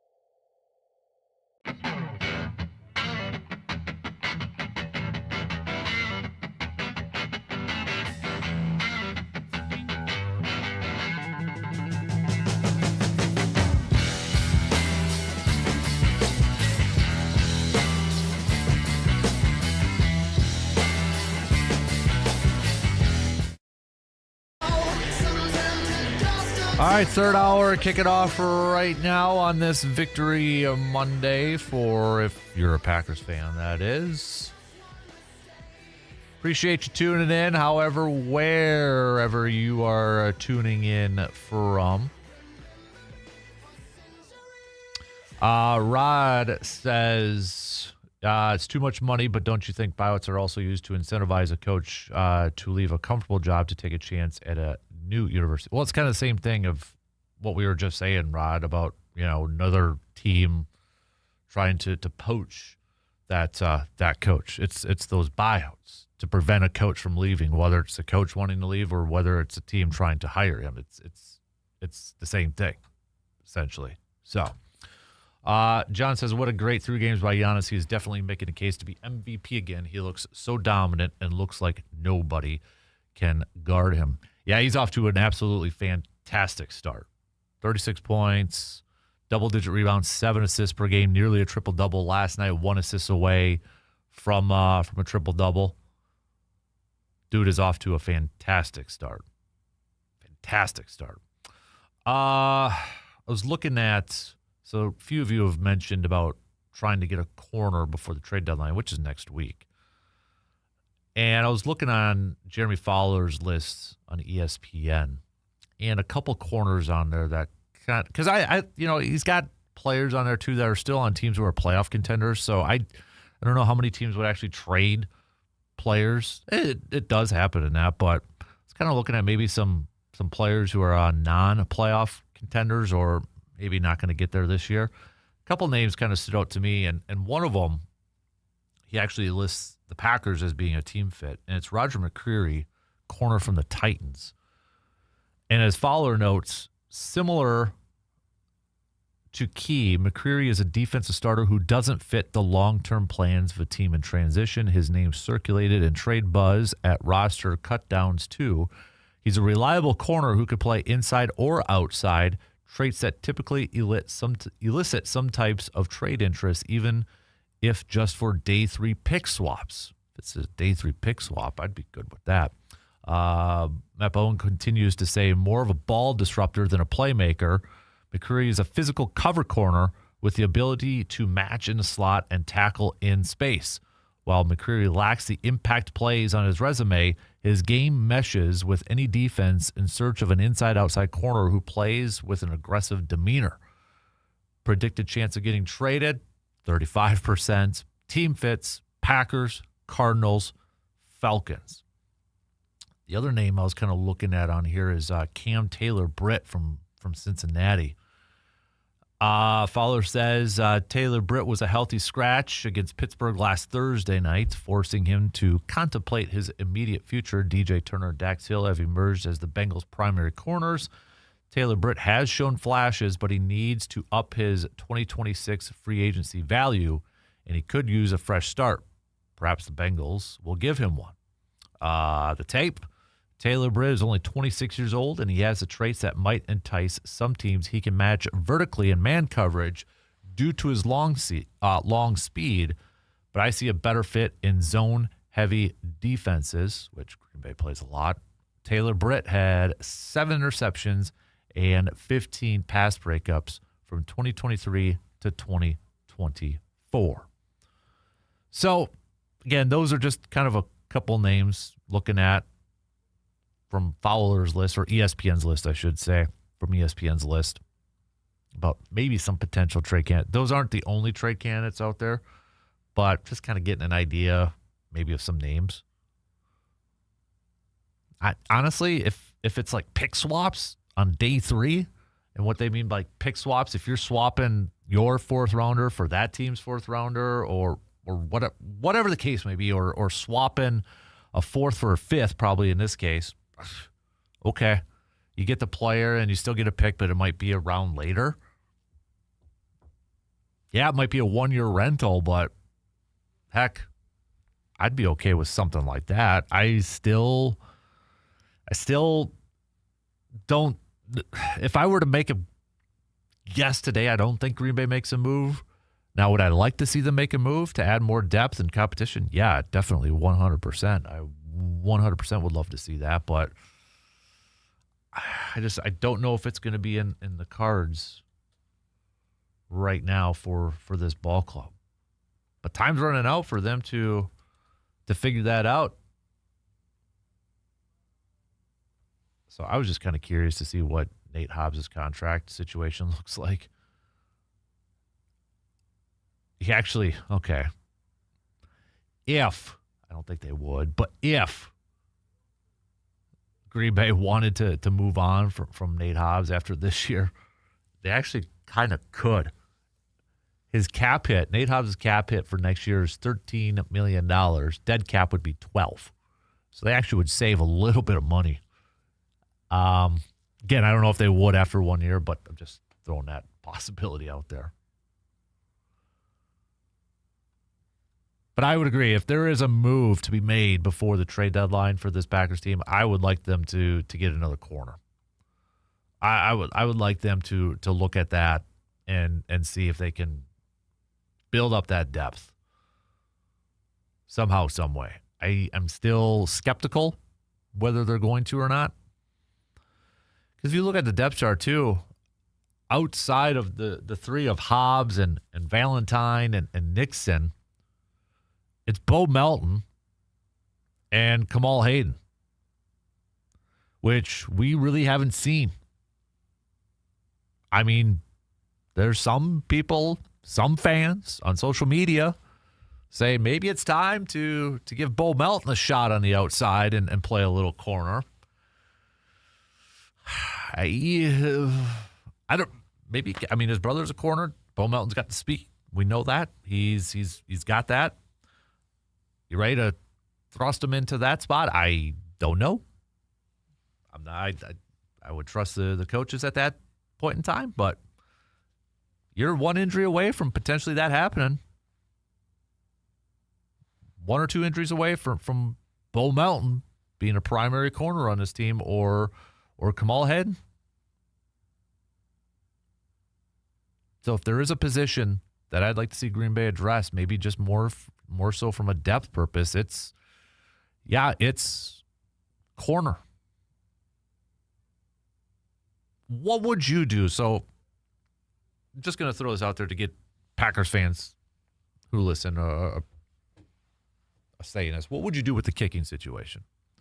You know, Brandon McManus missing the first two kicks, short on his first one, wide on his second one, comes back, bounces back, hits a couple kicks, extra points. It was his first game back. And I know the footing looked a little skeptical because that field was not in great shape. And, you know, they were kind of talking about it. I think it was Collinsworth talking a little bit about it too. You know, there's kickers little apprehensive with the footing and the placement. I mean, that field looked rough, and I know Pittsburgh played on it the night before. College Pitt, I should say, played on it the night before. But you had some peeps, at least on the social, saying, did you go to the other kicker? Now, Green Bay still held on to Haversick. They still got him on the roster. But Brandon McManus did sign that contract extension in the offseason. They give him a pass because it's his first game back and just kind of maybe knocking off the rust. How would you handle the kicking situation? Here's the other thing, too. Do you just carry two kickers this year to cover your butts? Now, I don't know if you'd have two kickers active, which would kind of maybe defeat the purpose a little bit. But what do? Do you try to trade one of those before the deadline? Maybe get like a 7th-round pick? Maybe somebody will give you a 6th? How do you handle the kicking situation in Green Bay? You're the GM. You're Goody in this instance. Maybe it's, hey, we'll trade the kicker for a corner. Now, I don't know who you would, if there's a team that would be willing to give up a corner that could get you significant playing time for Green Bay for a kicker. I don't know that off the top of my head. That would be the easy solution, right? Well, trade him for a corner. Well, to who? Or do you roll with keeping two on your roster just to cover your butt? Just in case. Who are some game balls that you want to hand out to? We had somebody a little bit earlier. I think it was another John said game ball to Savion Williams for his first touchdown. Also, we had a game ball giving out to Malik Heath. Couple big plays from him. Yeah, you look at the stat sheet, just 3 catches, I think about 30 yards, maybe a little under 30 yards. But, the moments, the targets he did have, and the plays he did make, flying under the radar. Solid game from Malik Heath. I think that's a perfect role for him. So, yeah, I could get on board with the Malik Heath pick. No question about it. A lot of Christian Watson picks outside of the Tucker Kraft and Jordan Love ones. Somebody did mention Rashawn Gary, and I think I might have missed that one. If I did, I apologize. But, yeah, I could see definitely Rashawn Gary for some game balls, too. 2 sacks last night. And we had another one for Emmanuel Wilson, too. So outside of, again, Kraft and Love, the popular picks for our game balls this morning, kind of the under-the-radar picks, have been Emmanuel Wilson and Christian Watson. But Christian Watson, how many reps? Because Matt LaFleur did say before the game that they were going to be kind of careful with Christian Watson, kind of easing him on in. He ended up playing over 50% of the snaps, 36 snaps, which was 56% of the snaps. Dobbs played 80%. Matthew Golden played 66%. Watson played 56% of the snaps. Honestly, Christian Watson looked like Christian Watson last night. He looked like he was in vintage Watson shape. Making blocks, making catches down the field. He didn't look like a guy that was playing his first game back from an ACL injury.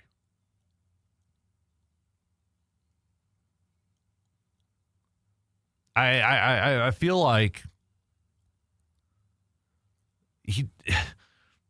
dude was just, he looks so comfortable within this offense. He looks so,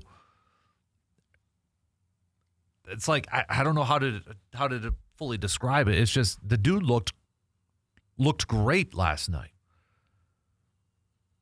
Like he didn't miss a beat. Like he just like, hey, you put him back in the lineup and it's like, you're not easing him on in. He looked like he never missed a week. He looked great.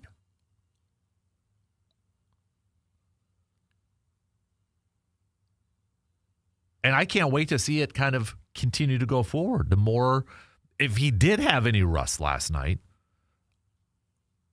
I can't wait to see it continue to progress. Now, Jaden Reed, too, whenever he comes back, whenever that's going to be, I know initially they talked about maybe the end of November, which is coming up here. I mean, a little less than a month or about a month here. How they're going to fit in everybody.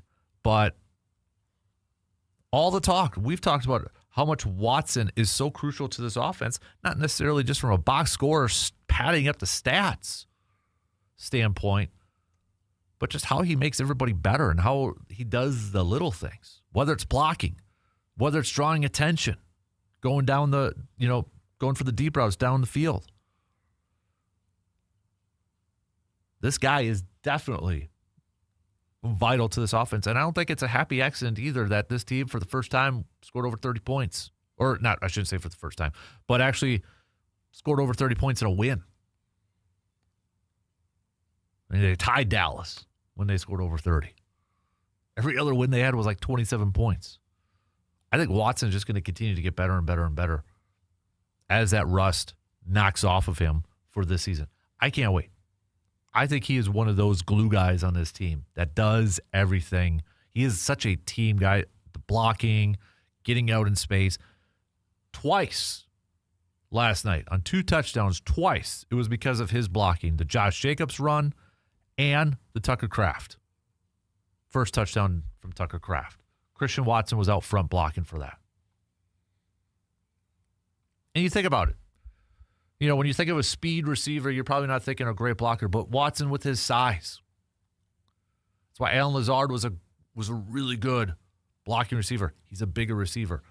Watson is a very unique style of wide receiver in this league where he's got the speed, but he's got the size.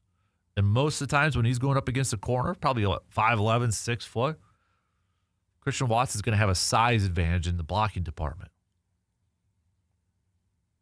Makes him such a key asset within this offense for Green Bay. All right, let's take a quick break. Continue to send me your game balls. Send me your, I'm not saying, but I'm just saying. I got another one that I'm going to get to. Also, your weekend hangovers. Send those on over too. All right. YouTube or the texting line. We'll take a quick break and we'll be back in just a couple minutes.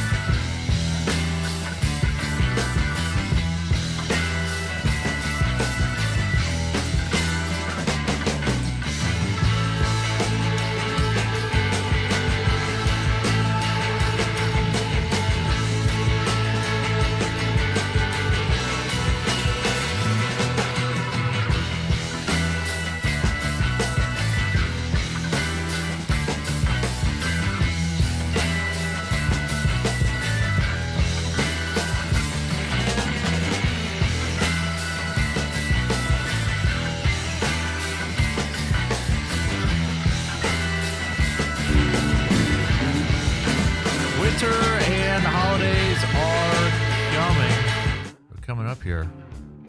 Like I said, as soon as November hits, it's just like it's a race to the finish to the end of the year. But don't let aches and pains slow you down. At Chippewa Valley Orthopedics and Sports Medicine, they help you get back on your feet, back on the field, and feeling your best. Whether it's a sports injury, joint pain, or something that's been nagging you all year, their expert team can help make the pain go away before the snow flies. Don't wait. Make your appointment today at cvosm.com and get moving again this season. Surveyor Sam says, I'm not saying, but I'm just saying last night was Jordan Love's greatest performance. I think a lot of people would probably hop on that with you too there, Surveyor. Is this Foster Jim? Foster Jim says, with the depth at receiver, could the Packers potentially move Wicks for McCreary? Yeah, possibly. I mean, right now, Dontavian Wicks is banged up with an ankle injury. Don't know how severe or how long he'd be out for that, but you look at it from a depth perspective for Green Bay. Tucker and you throw in the tight ends in this too because of Tucker Kraft. But Tucker Kraft, Romeo Dobbs has obviously been a big time target for Jordan Love this year. Christian Watson's back. You got Matthew Golden in there. Jayden Reed's going to be back, and I still think he's a big part of this team for the foreseeable future. So, I mean, on paper, Jim, it makes sense because then you look at the Titans. They probably want to get some more receivers to surround Cam Ward with. Yeah, they got Calvin Ridley in that and Jamari Dike from the Badgers, but they probably want some more options. And Dontavian Wicks, he's got a lot of talent. It's just, is he going to be better suited to go to a team where maybe he's going to have more of an opportunity? So never say never. To me, on paper, it looks like a fit. But would Green Bay be willing to move on from him? Or do they want to stash him? They want to keep him. He is a restricted free agent next year. So you do have a little bit of control with him yet. But, I mean, on paper, it makes a ton of sense for me. Because let's assume Jayden Reed's back at the beginning of December. And everybody else is healthy. It's great to have depth, and I'm a big proponent of depth, but I do think there's a point, too, where, okay, is there such thing as too much depth? Maybe a little bit in this case where it's like, okay, do you have enough of the football to go around? Because let's assume, again, Jayden Reed's back beginning of December. Okay, so Reed, Kraft, Watson, Dobbs, Matthew Golden. Then you got your backup tight ends like a Luka Musgrave. Josh Jacobs, Emmanuel Wilson get involved in the passing game too. So, I mean, it's possible. It definitely is. A couple more game balls to hand out. Christian Watson's probably the most popular pick right now for our game balls outside of Tucker Kraft and Jordan Love. My other, I'm not saying, but I'm just saying, I'm not saying Jordan Love's the best quarterback in the league, but I'm just saying he took a huge step last night. Kind of going on the heels of what Surveyor said. I hope everybody, it's one game. I don't want to completely overreact to one game, but I do think the narrative surrounding Jordan Love this year from like national peeps, what was it, Rex Ryan last week, just said, I don't trust Jordan Love. And I think that narrative is just, it's baloney. Does he make a couple of, or a few questionable throws, get away with a couple throws? Yeah. But what quarterback doesn't? I'm sorry, but what quarterback doesn't? Okay? A lot of them do. But he makes more great plays, more good plays than negative plays. And this whole, narrative, I think, about him not able to lead a team from behind, or when things get tough, like I had people on social media trying to tell me that he folds under pressure. Packers were down at half last night. They came back and won. Arizona, they were down. They came back and won. He has shown it multiple times. This is almost like when Rodgers first started off his career in Green Bay, and this whole narrative of, well, he doesn't have any come-from-behind victories or fourth-quarter comebacks. Which, there's so much more to a stat like that. Or to a, whatever you want to call it. Are you factoring in, well, he actually, had the lead in the fourth. Remember 2008? How many times Green Bay would have the lead? He'd get them the lead, and then the defense just completely wasted it away. There's just some ridiculous narratives going on out there. And really, they won't quiet down until he wins a Super Bowl. It comes with the territory. It comes with the job of being a starting quarterback, especially being the starting quarterback of a team that just got done with 2 Hall of Fame tenures. The bar's high. The bar's incredibly high in Green Bay. It's still a thing. I would say it used to be more of a thing, but it was always like the starting quarterback for the Dallas Cowboys. Right? It was always like that was the job. That was like the most pressure-packed quarterbacking job, the quarterback of the Dallas Cowboys. And I get it. I understand it. But from almost a peer pressure standpoint in terms of where the guy that, set the bar incredibly high, I don't think you can ask for a tougher position in football in the last 30 years than the level of play that Green Bay quarterbacks have set. You went from Favre. 3 MVPs, 3 straight years, 2 Super Bowl appearances, 1 Super Bowl. Odds are you're not going to find a Hall of Fame quarterback or maybe somebody arguably who's better. That's a debate. Some will say yes, some will say no. But it's almost impossible to find somebody not only at a Hall of Fame level, but a little bit better. They did with Rodgers.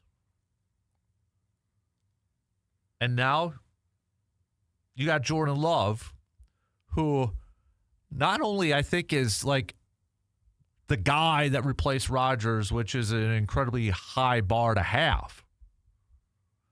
But it's like, okay, we went from Favre to Rodgers. You stack that on, and that bar just gets a little bit higher and higher and higher. And I don't know if Love is going to be a Hall of Famer or if he's going to, be one of the best quarterbacks of all time, if he's going to lead this team to a Super Bowl. I hope so. But when you stack on and you look at that number, like that statistic that came up on the screen that Tirico said over the last 30-some years, 97% of the starts, 97% of the starts from the quarterback position have come from 3 guys in Green Bay. Favre, Rodgers, Love. And I think he said outside of like 20 random starts. That's probably Matt Flynn, Brett Hundley, Malik Willis. We could probably count them on one hand. Right? It's when Favre started, there's nobody else. When Rodgers started, it was Matt Flynn. It was Scott Tolzien, Seneca Wallace. I'm probably stealing a Survey or Sam trivia question here. Matt Flynn again, Brett Hundley, and then Malik Willis for Love. That's it. That's an incredibly high bar to set. And let's say Love continues this trajectory and, maybe wins a Super Bowl, hopefully a couple. It's like, oh, they got another Hall of Famer. Whoever that next guy is going to be, it's like it's going to be a even bigger mountain. It's a streak. You want to keep the streaks going. So for my money, I get it from like a national sense. Wearing the star, the Dallas Cowboy helmet, being the quarterback of the Dallas Cowboys is a big job. And I think it's more of a job in more ways than just production on the field. It's like attention, limelight, et cetera, Jerry Jones. But when you want to talk about it from setting the bar high, when you got to replace, we talk about replacing legends or replacing all-time greats. Like in the coaching, you don't want to be the guy to replace the guy. You want to be the guy that replaces the guy who replaced the legend. Green Bay's quarterbacking just continues to set the bar incredibly high for the next quarterback and the next quarterback and the next quarterback. And that's where I ultimately feel like that's where a lot of people are probably a little bit down on Love or not ready to give him any credit or a lot of credit, is because there is this insane high bar on him. This insanely high bar on him. Because of not just from Rodgers, but also you factor in Favre. We went from Favre to Rodgers and now to Love. And it's still a bit of it's an unknown of how good Jordan Love is actually going to be when it's all said and done. But I think it's okay. It's okay to say, Packers fans, it's okay to say, you know what? Even if you don't like his play, even if you still question a lot of his stuff or maybe some of his throws, did he get lucky on some throws? Yeah, probably. But again, a lot of quarterbacks do. But it's okay. It's okay to say, guy's playing good. Guy's playing pretty good. It's okay to tip your cap at it.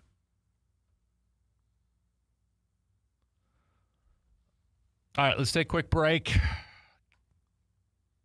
We'll talk some more Packers. We've got local sports roundup coming up in the next hour with Justice Cleveland. All that good stuff. We'll be back in just a few minutes. 180! 180! 180!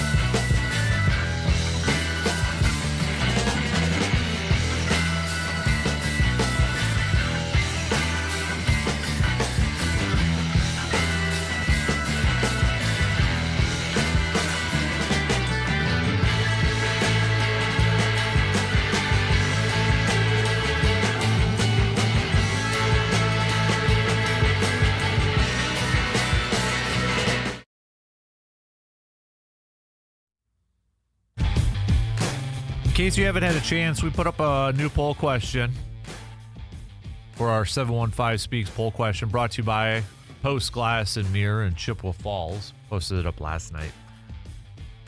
Obviously, couldn't post one up about Packer game because it was going on. So we threw out there, what position do you think is the biggest need for the Brewers this offseason? Biggest need. I'll be honest, I was a little surprised. I'm a little surprised on how the voting is going here. A little bit. Not completely, but a little bit. Because 52% are going with starting pitcher for a starting pitcher. 52% of the voters said the biggest need right now for the Milwaukee Brewers would be a starting pitcher that they got to find this offseason. 33%, I kind of thought this would be the biggest one, but it's second. 33% said shortstop. 12% said third base. 2% said first base. I kind of thought maybe those two would be flip-flop, but I don't know. 1% said outfield. So if you haven't had a chance yet to vote, you can go to the Sports Talk 105.1 Facebook page to vote in the Post Glass and Mirror 715 Speaks poll question. And then hit me up with the text why you voted the way you did. Why do you think it's a starting pitcher? Why do you think it's shortstop? Why do you think it's third base? Et cetera, et cetera, et cetera. Game 3 of the World Series tonight, with the series tied at 1 apiece. Toronto jumped out to a victory in Game 1. I mean, Toronto had the bats just going in that game too, right? Man, just like tattooing it. Going back to, excuse me, choking up here a little bit. Going back to seriously choking up. Okay. Had a little bit of a frog in my throat here. 11-4 victory by the Dodgers back on Friday night. I mean, you had Varsho, Dalton Varsho. I was going to say Dale there. Sorry, Dale, if you're listening.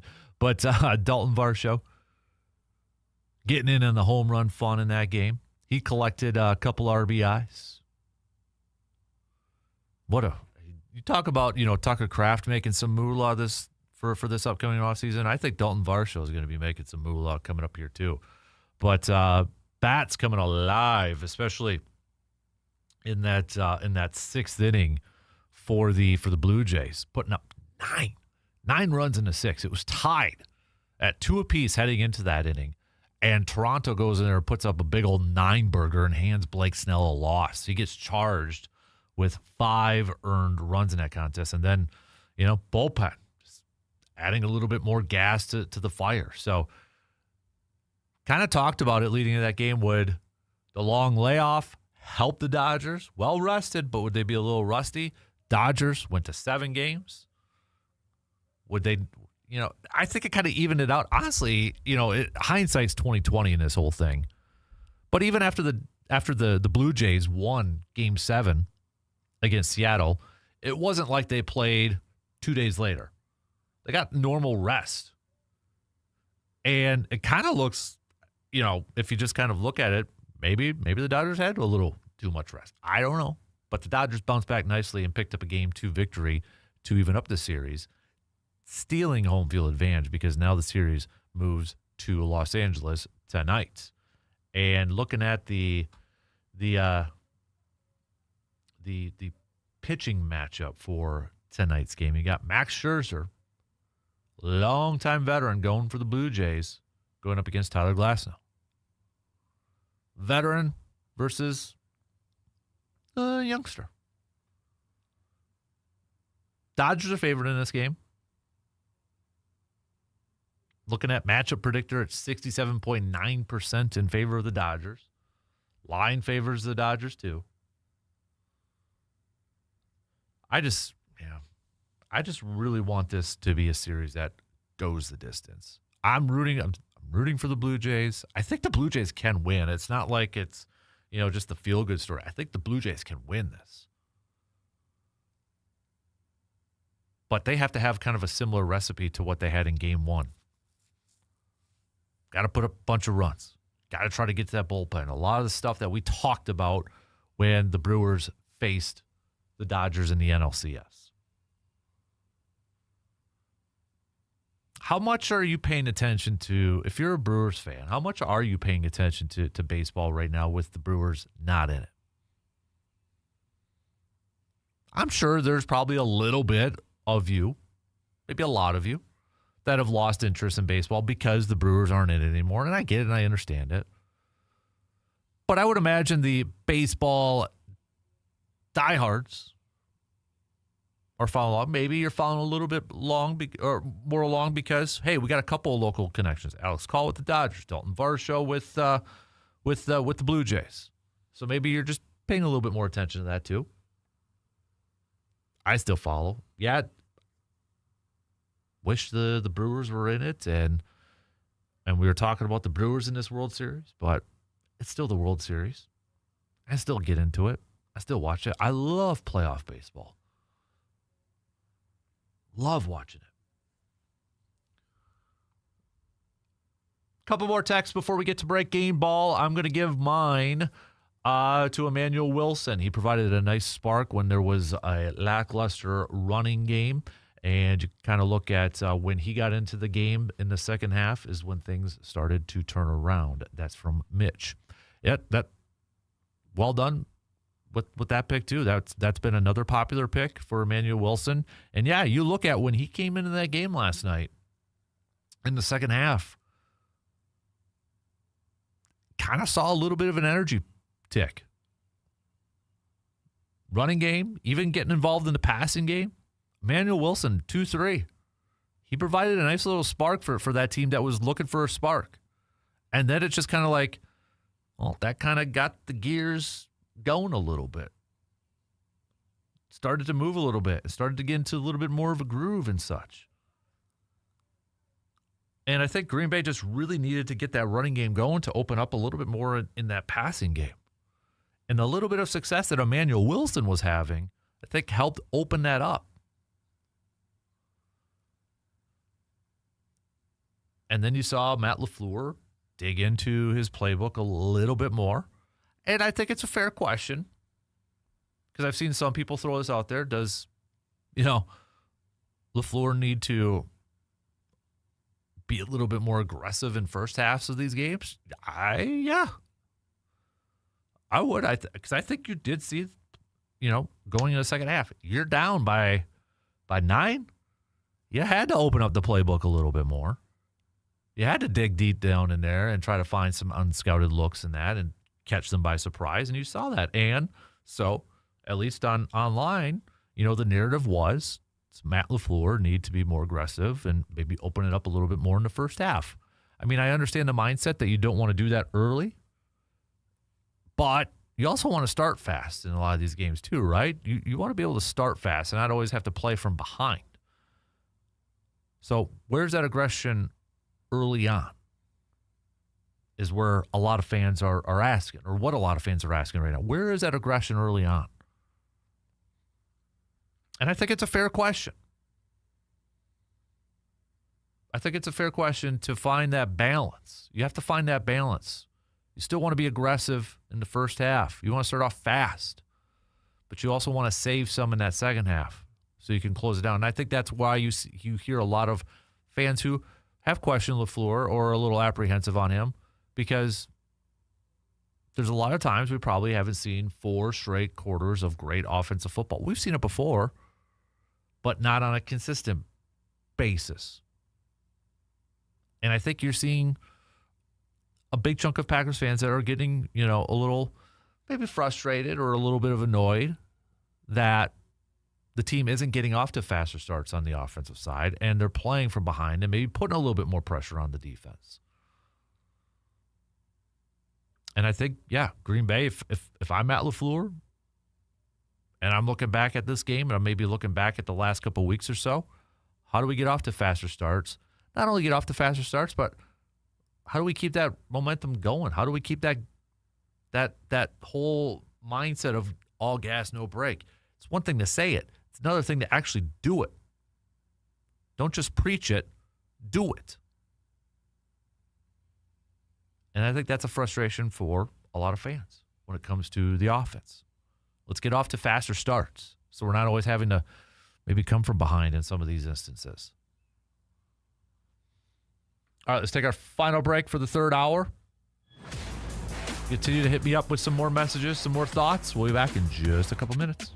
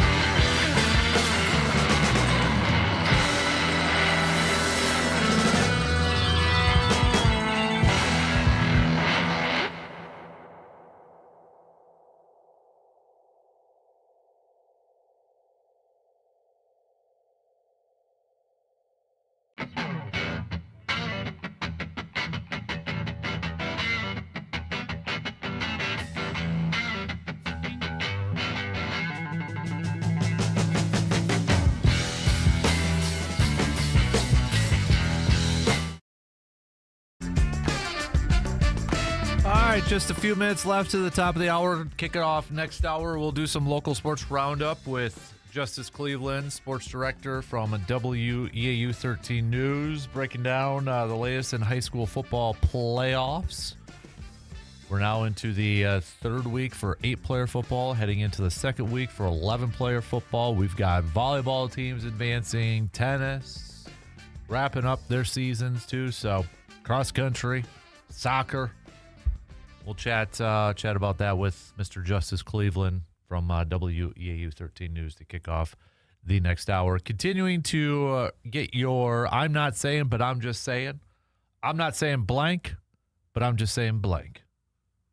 And then your weekend hangover. What was the worst? What was they can't believe it, or the frustrating, or the what were they doing type of thing from this past weekend?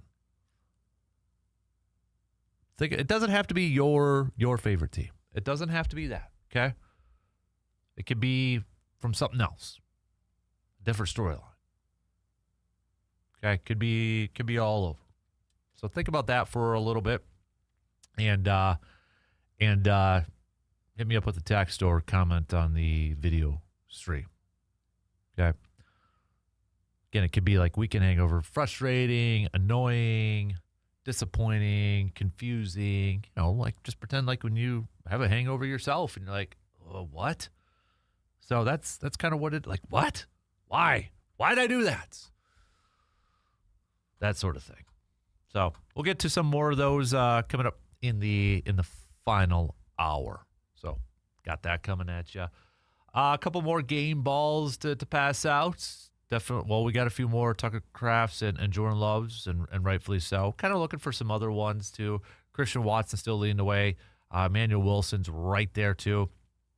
We got a game ball for the offensive line for not giving up a sack.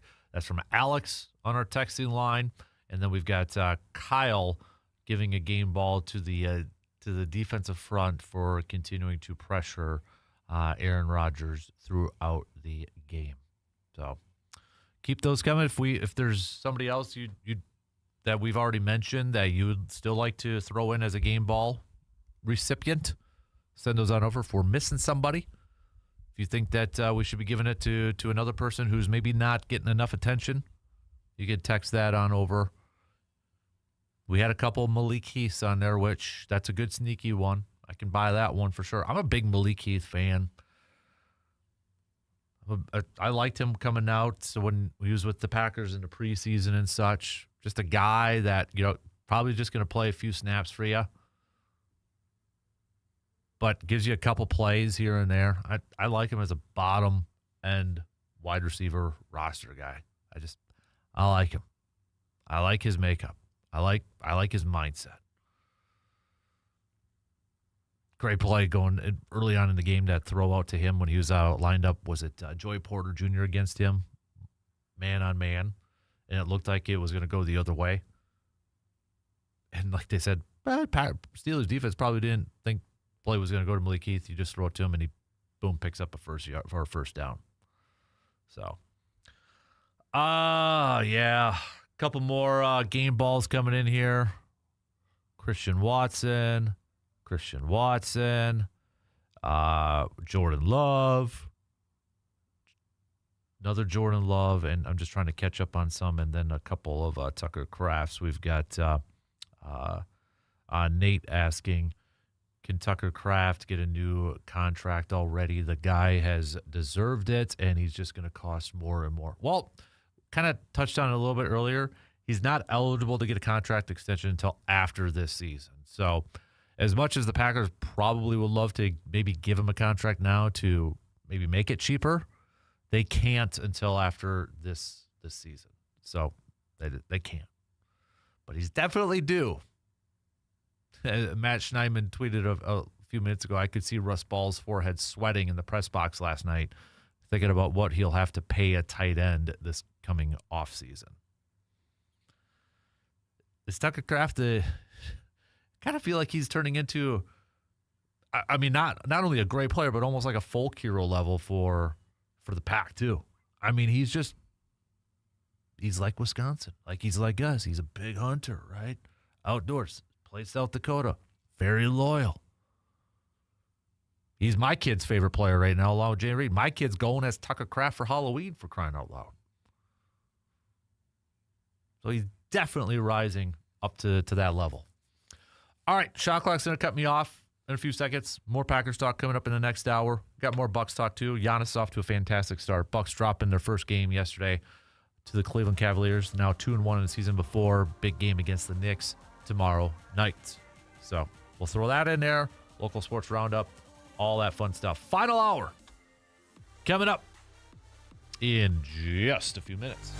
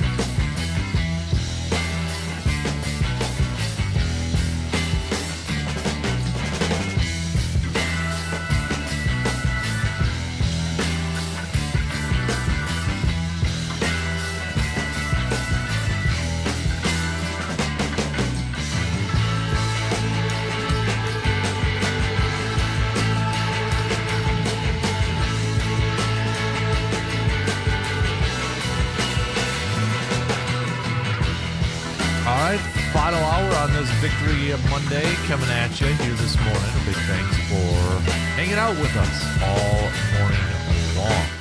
We've got a couple more game balls to be handed out here. We've got Benjamin in EC says game ball to Evan Williams. A couple huge pass breakups. One that saved a tutty to Metcalf. Richie is saying game ball to Edrin Cooper. Dude is everywhere. Also shout out to wide receivers blocking down the field. So let's bring in our man, the myth, the legend himself, Mr. Justice Cleveland. How you doing, sir? Good morning. Doing good. Good. Yeah, good to see you, man. Busy time. So it is. Right? It is. All around. Everything's busy right now. It seems like everything's started up. You know, it's one of those.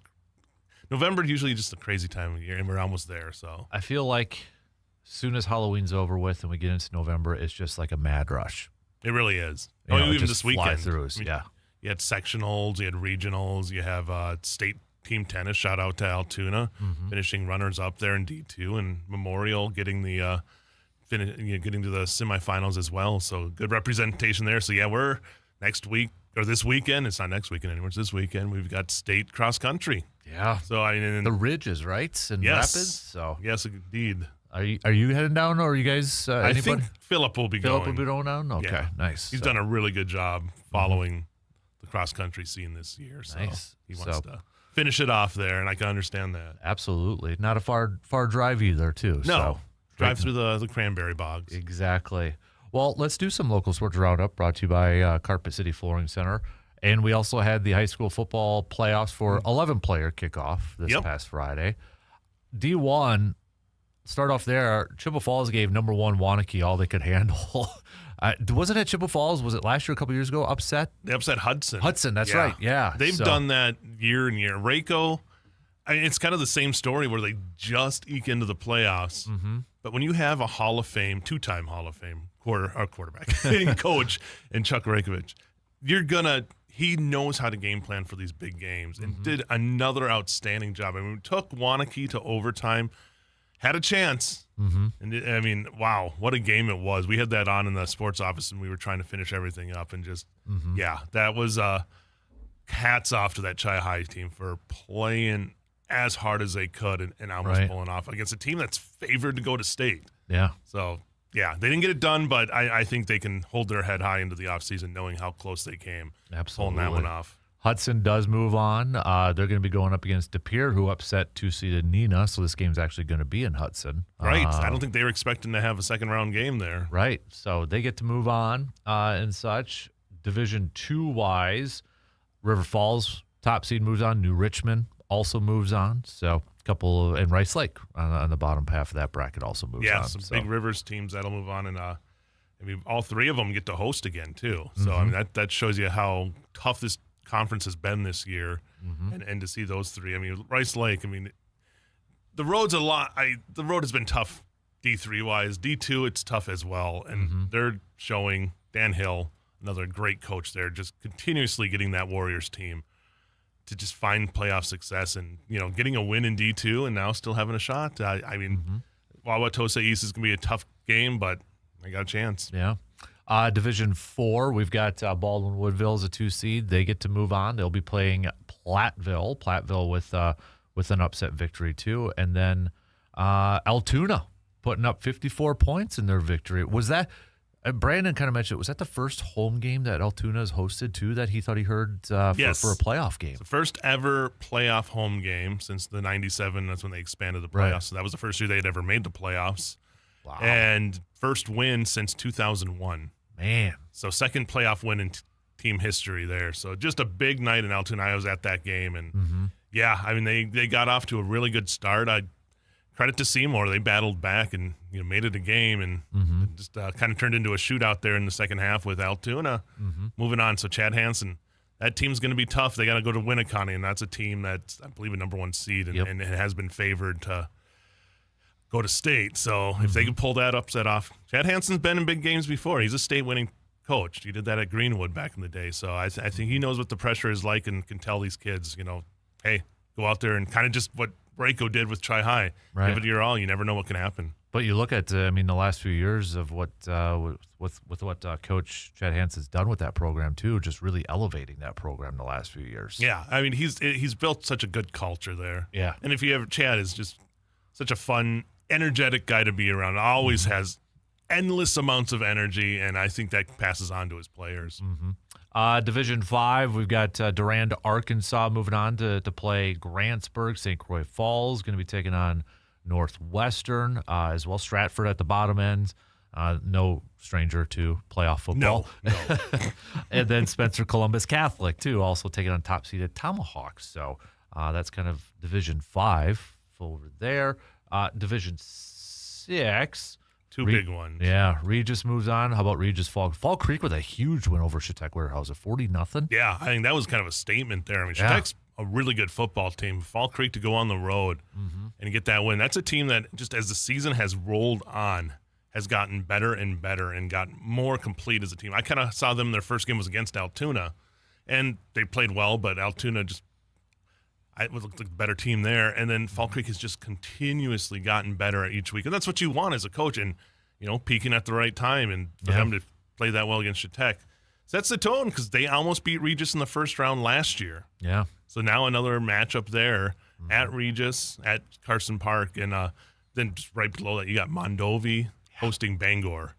And that's two teams that are no stranger to playoff success and regular season success. So I think that is going to be an awesome matchup as well. That region or that side of that bracket is just loaded. Right? Yeah. I mean, holy moly. And then at the bottom end, you've got Edgar listed down there as a 1 seed. So, I mean, it's Division 6 here has just got a ton of great teams. You're going to earn your way to state if you're going to get there through that bracket, because it's nuts how tough it's going to be. I know, they got to get through Fall Creek, and Mondovi's got to win too, but if it does set up a Regis Mondovi rematch from the Hail Mary game, I mean, it's I don't think either of those coaches are even thinking about that game, because they know how tough these contests are going to be going here in Level 2. Exactly.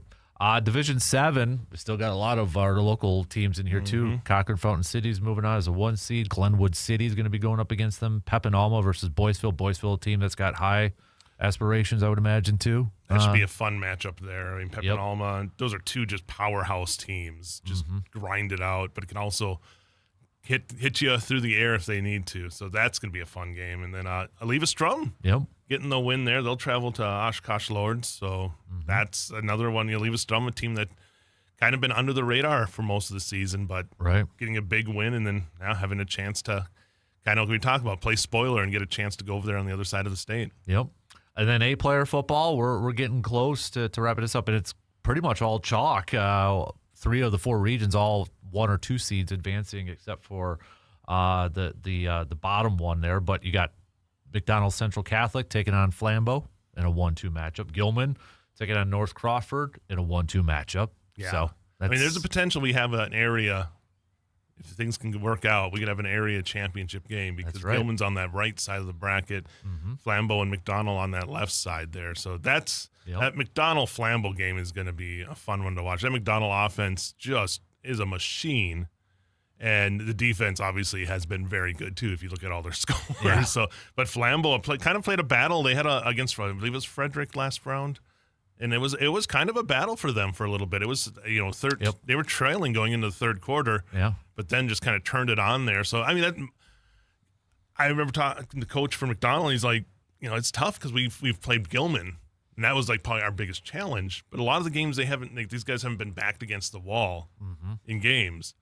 I think this could be a grinded out game with Flambeau. Maybe not your normal 8-player, high scoring game. It could be one of those that's just pretty low, and we'll see though. It's going to be fun to see. Then Gilman, just again, that team hasn't missed a beat since going from, they were a good, we always talk about, they were a good 11-player team, and they've continued that on into the 8-player. Yeah, they have that definitely. So volleyball, a lot of local Eau Claire teams getting some regional finals this past weekend too. I mean, it's probably no big surprise, right? I mean, it's such a great, fantastic volleyball high school scene. It is. Yeah, I mean, we've got Bloomer we look at D1. You have River Falls and New Richmond will match up. Spash and Hudson. That will be at Menominee in a regional or sectional semifinals there. D2, Rice Lake will take on St. Croix Falls. Rice Lake, that's a team that has all the talent in the world. D3, Bloomer, they'll have a tough task, but they have to go up to Grantsburg there. And then D4, Regis versus McDonell. A lot of rivalry games for Regis this week. And then Blair Taylor versus CFC. And D5, Emmanuel coming all the way back from down 2 sets to none to get the win over Owen Withy. And they'll take on Wausau Newman, travel on over to Newman there. So in Prairie Farm and Turtle Lake as well. So we got all that going on Thursday. Also Thursday, you have soccer. And D1, it's inevitable. Memorial, Hudson in the sectionals, the sectional semifinals. They'll meet Thursday night.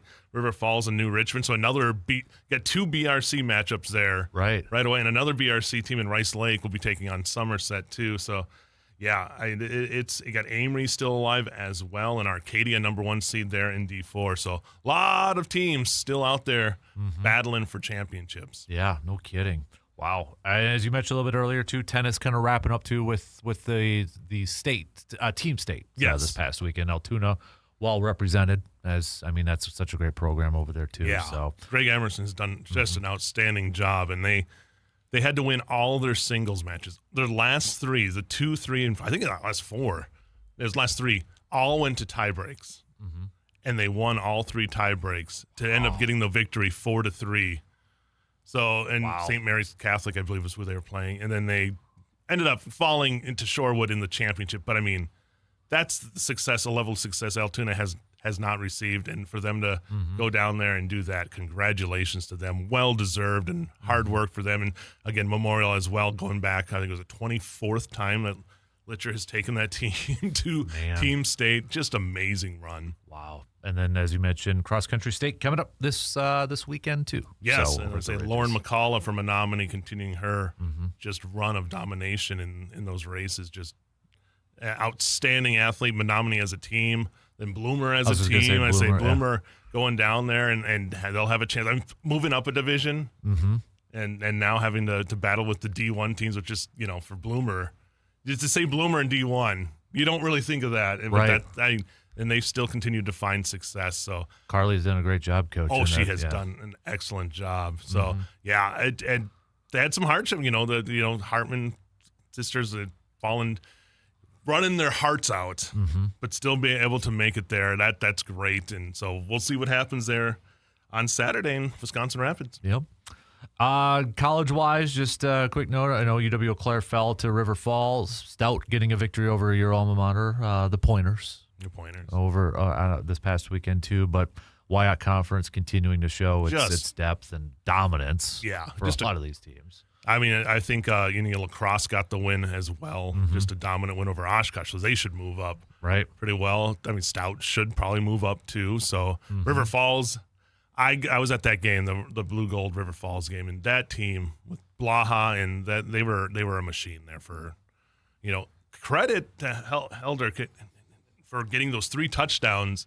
I think it was me. I left. I admit it. I left. I had to go shoot a soccer game. And then as soon as I got back to the station, I'm like, they scored 3 touchdowns in 5 minutes. So credit. I give them a lot of credit. And I think that shows fight. Yep. I mean, 73-21 is not a score that you want to, you're going to be happy about. Right. But for them to go get down 42-0 and then show that fight at the end of the half, I think, again, it's been a rough stretch for the Blue Golds, but I think if you go to those games and you watch it, you see the growth of that team, and it continues. And then we're entering the final couple weeks here of the regular season for volleyball for the Blue Golds, too. With just 4 more matches left on the schedule. 2 of them going to be at Sonotag. Coming up, we got Stevens Point on Wednesday, then Platteville the following Wednesday, then St. Olaf, and then Oshkosh, number 3 Oshkosh, to wrap up the regular season. Then you got the WIAC tournament, but you're talking about a 24-2 Blue Gold volleyball team right now? Knocking off top 10 teams, just playing great volleyball. And it's really, again, you talk about a team that they're so deep. and you think you have somebody shut down, but somebody else can be the star. Any one of those games, somebody else can step up and be the star of that team, and that's what you find with great volleyball teams, because you're going to try to shut down the big stars. Right.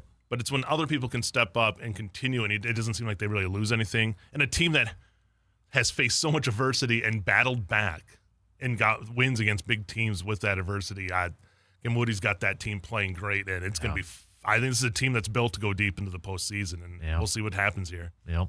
That's your local sports roundup, brought to you by Carpet City Flooring Center. Big thanks to JC, Justice Cleveland, sports director extraordinaire for WEAU 13 News, for breaking it all down.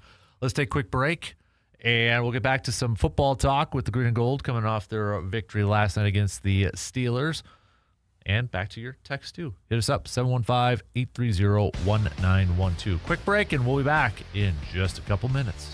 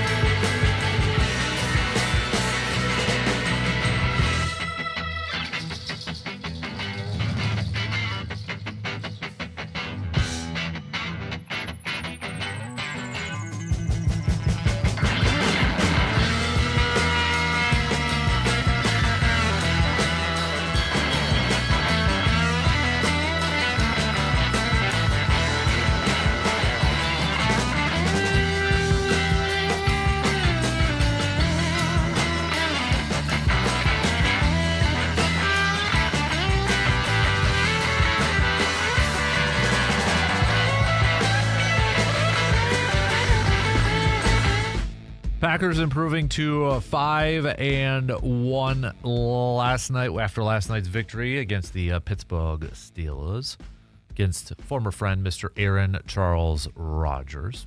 So a lot of you, we've talked a lot about this game and such, and obviously a lot of attention leading into this game. It's Rodgers going against his former team. I thought kind of got underplayed a little bit. Well, it's actually Love going up against his former mentor and all that too. But Love, he had a fan, and I appreciated Love was pretty honest about it after the game yesterday too. When he was asked, was there a little added extra pressure to this? He said, "Oh yeah, there was." And right. I mean, don't hide from it. Of course, I mean, we're all human. Of course, it's like a natural thing. We want to play better or really well against the guy you replace. And I'm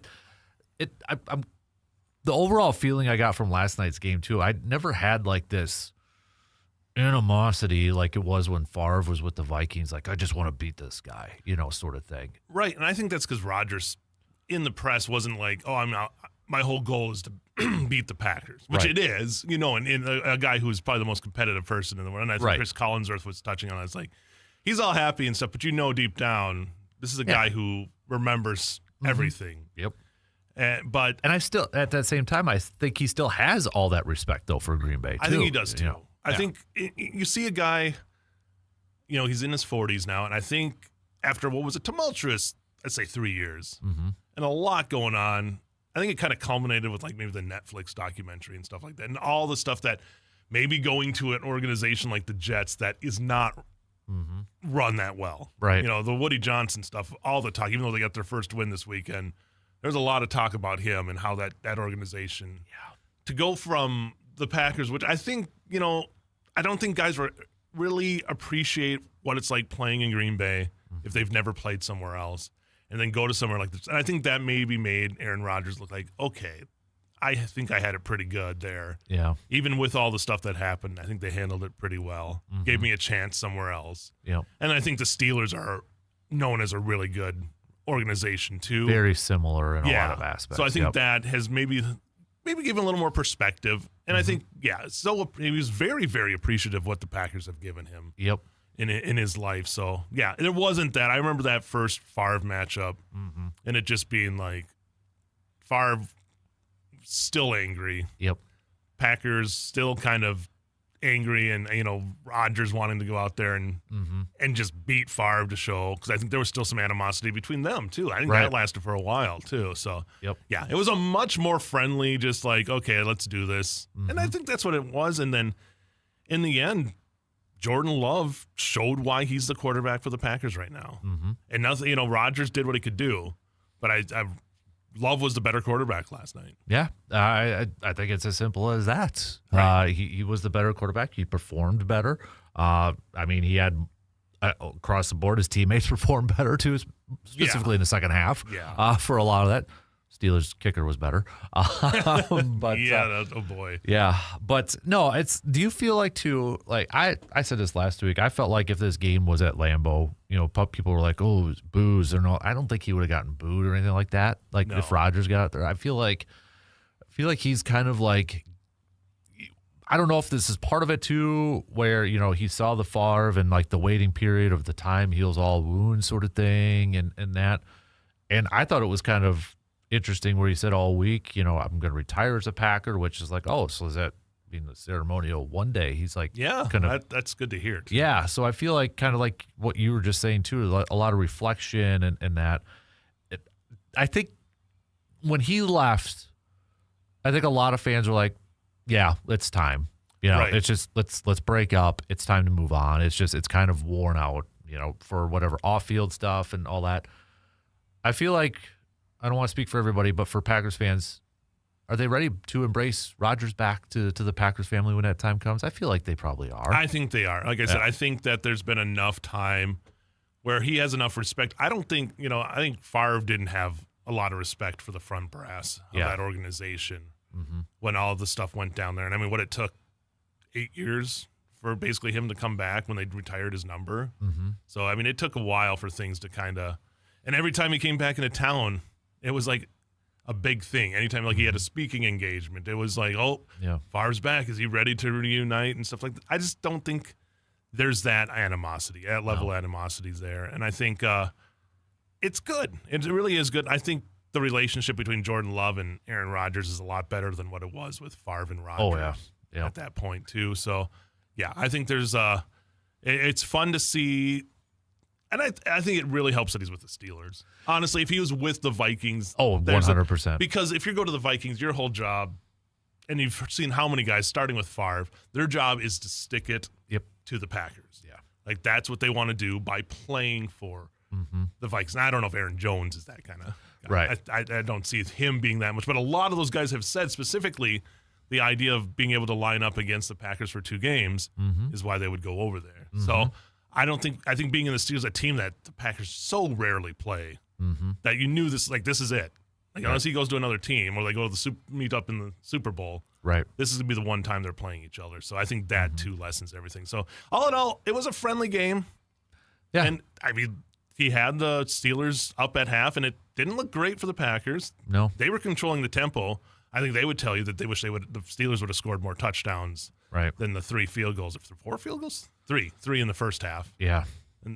But then getting to Jordan Love, and I know we're going to hype on him, but the way he executes when he starts getting on a roll, it's right there with Rodgers and Favre.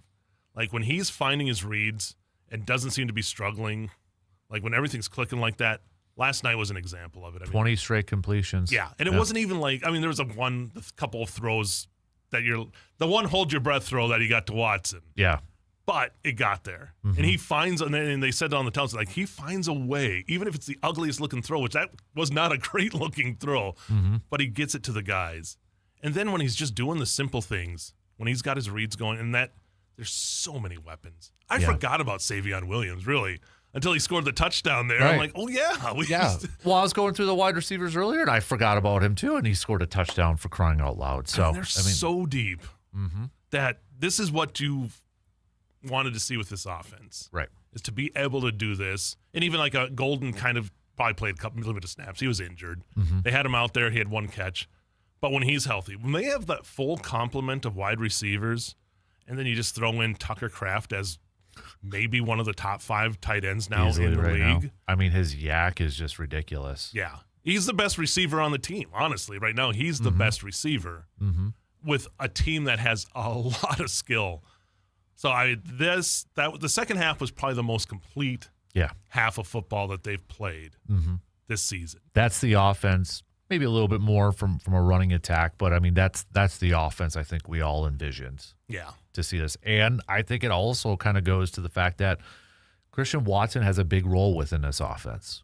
Whether it's him making catches down the field, he's probably their best run blocking wide receiver. I mean, in the Tucker Kraft first touchdown, who was leading the way in blocking? Christian Watson. Right. Josh Jacobs running touchdown. Who came down and made that block off the edge? Christian Watson. Yeah. He looks He doesn't look like he missed a step. No, I think he's bulked up a little bit, too, which a lot of times that's what happens when you have those knees. You work a little more of the upper body, too. Right. Yeah, he came back, and, you would not know this guy had a major injury. To come back as quick as he did, too. A lot of times you would think, oh, he's done for 2, back. That's amazing. It goes to the Dr. Crows of the world and stuff that these guys are able to get back as soon as they can. Where this used to be a year and a half thing where you might just get 2 years basically of your career. So right. I mean, Brandon Ayuk still isn't back yet for the 49ers. Right. You look at those examples and such. But yeah, I mean, Watson didn't. I mean, he looked like vintage Watson. Just like he been playing all season long for crying out loud. And this was key to get this win because now they enter that stretch. It's 4 games in 21 days, I think it is. That's a lot of conference games coming up too. Yeah. Yeah. So this is big to be at 5-1-1 right now. Yeah, because you got Carolina, which I think you got to take care of business against Carolina. Yep. Then it's Philadelphia. Then you got like your stretch of conference games mixed in with a very good Denver team. Yeah. And then Baltimore towards the end. Who knows what they're going to be like at that point? But still. There's no stack easy these games. wins. Yeah. Got to stack these wins right now. And you look at the NFC for crying out loud. The boatload of teams that are sitting there with 2 losses just nipping at the heels where this tie actually helps out Green Bay a little bit instead of a loss. So, but I mean, that NFC is just, right now it's pretty loaded. Yeah. I mean, you got that Eagles game looms. You don't want to look over Carolina, though. You just can't do that. I think, and you look at a team like the Giants. The Giants are 2-6, but they've been in like every game. Jackson Dart's kind of scary. Yeah. And that's the kind of guy that could maybe do some damage against that Packers secondary there. So, yeah, I mean, I don't think I look at these teams that there's anybody. The Vikings are going to be a tough game no matter what, even though they're kind of in a struggle. Bears have been tough. Yeah, there's not a game. The Ravens are 2-5, but Lamar plays is different. Yeah, if they can get Lamar and Derrick Henry does what he did yesterday, that team's going to probably try to make a run here for the playoffs. So, yeah, the rest of this whole schedule, that's why I think it was just important to get this win, and then you kind of get that mini bye after the Thursday game. The Thanksgiving game. But which I'm really nervous about that one. I just, it's Thanksgiving in Detroit. You already have a Monday night game thrown in there. So, yeah, you kind of get that extra day of rest, but then you have a 6-day week, and you have 3 games in a 10-day span. Man, that is going to be just a 13-day span. Yeah, but still. Yeah. It's going to be a tough stretch coming up here. Really tough. But also, all right, let's see what they're made of. If you are actually going to be a Super Bowl contending team, you got to go through stretches like this, right? Yeah, I just wonder if a team's ever it's a 17-day, they play 4 games. Man. Because it's like the 10th they have a game, and then the 27th they have 2 games in between there. It's going to be rough.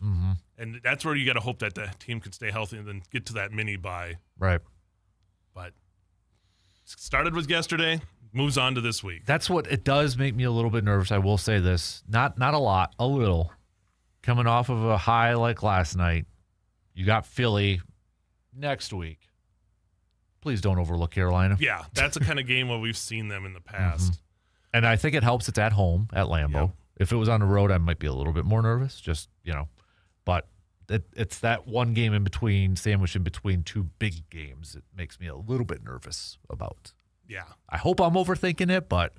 And then Detroit's lingering right there.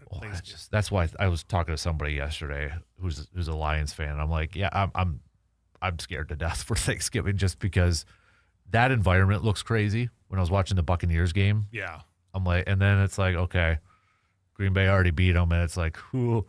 I could just see Detroit coming in and just laying the hammer Dan down. Campbell is going to have plenty of motivation for that game after that first game of the season. So, yeah, and that could go a long way to determining division. Yeah, this is all games are important, but this next stretch until after that Thanksgiving game, this is about as big of a stretch as of games you're going to have. Yeah, but can people maybe dial it down then on the Jordan Love hate? Does a game like last night kind of help that? Because I had people on of course Twitter, people I don't know chiming in at me saying, well, he got lucky on the floaters and the ducks and and all that, and I'm just like, geez Louise, people they must not have watched any Brett Favre games because people complain that Rodgers wouldn't take those shots.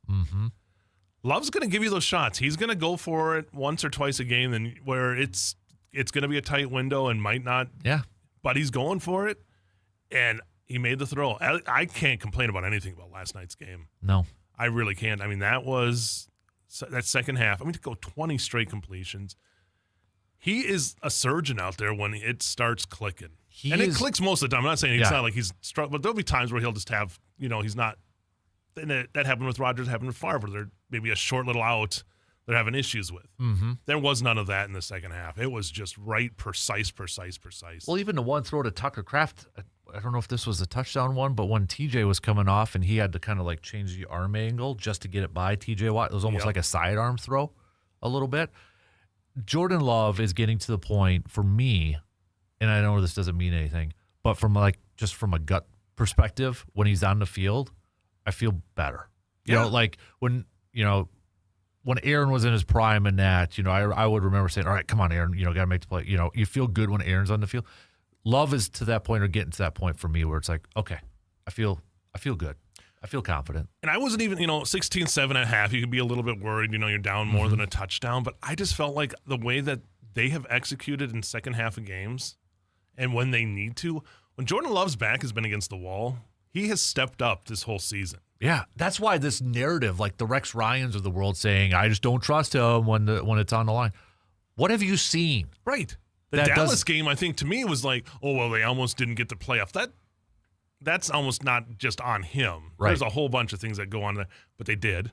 They did last week to Arizona. I mean, there's multiple examples of coming back. And when they need to execute in the 2-minute drill, I am 100% know that he seems to find the right guy at the right place, keeps the ball moving, doesn't force things in those situations.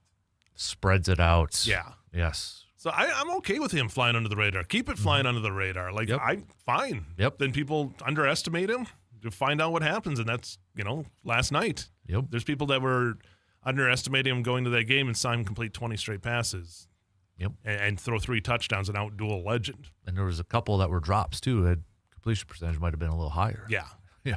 Would you like to see the running game kind of get a little more active? It did more in the second half. Emmanuel kind of sparked it a little bit. Yeah. I don't know how much that calf was bothering Jacobs last night because it seemed like he was still on a snap count. Right. A little bit. I mean, but it feels like when they're in the red zone, that's like Josh Jacobs' time. Yeah. He finds that end zone. He's got that little sense. Like, he's not going down with the first contact. He can squirt out to the outside if he needs to. He can squirt into the inside and then just find that way to the end zone. So I think it's just it's a sixth sense with him that he knows how to get there. And I just think a lot of teams right now, and Tomlin kind of alluded to it at the halftime when they were talking to him, I think a lot of teams are still going in with the focus to stop Jacobs and saying, all right, Jordan beat us. Right. They're like, and Tomlin kind of alluded, he's like, yeah, Jacobs, we got to continue to do a good job on him. He's kind of like the straw that stirs the drink, So I think teams are still focused on that. And keep getting these weapons back like a Watson and that, it's going to give Jordan Love more opportunities to showcase what he can do. I mean, they threw the ball, 37 times, but they never became one-dimensional. No. And I think that is huge for that offense because when you can sell that play action, you give that little bit of a doubt, you've got 5 guys out there, 5 really good weapons that you can find. And you give Jordan Love time like the offensive line did yesterday, he's going to carve you up. So I think, go with the mindset that you want Jordan Love to beat you. And what has he done so far this season? Yeah. One game, the Cleveland game would be the one, but I don't know how much you even put that on. Yeah. That game was a lot of stuff going wrong at the end. So. All right, so we got to take a quick break here. Keep your thoughts coming, though. We'll be back in just a few minutes.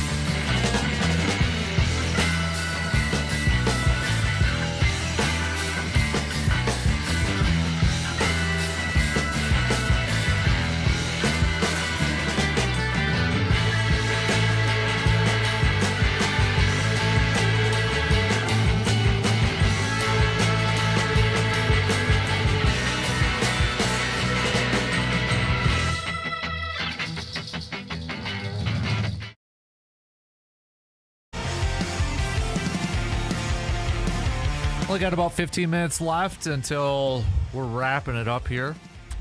We got Justice Cleveland, sports director extraordinaire, joining us. Bucks season tipped off last week. Bucks dropping their first game yesterday to the Cleveland Cavaliers, 2-1 on the season. But first impressions, Giannis doing Giannis things. Yeah. So far this season. I mean, he's just been an absolute beast, which probably shouldn't expect anything less at this point. But tough one coming up for the Bucks tomorrow night, as they're going to be taking on maybe Giannis' future team, if you believe a lot of the national stuff. The New York. I can't wait to hear about that the whole game. Right? Exactly. That's Mike Tirico. I'm calling you out. Don't be doing that, dude. So, but no, Giannis is off to a great start.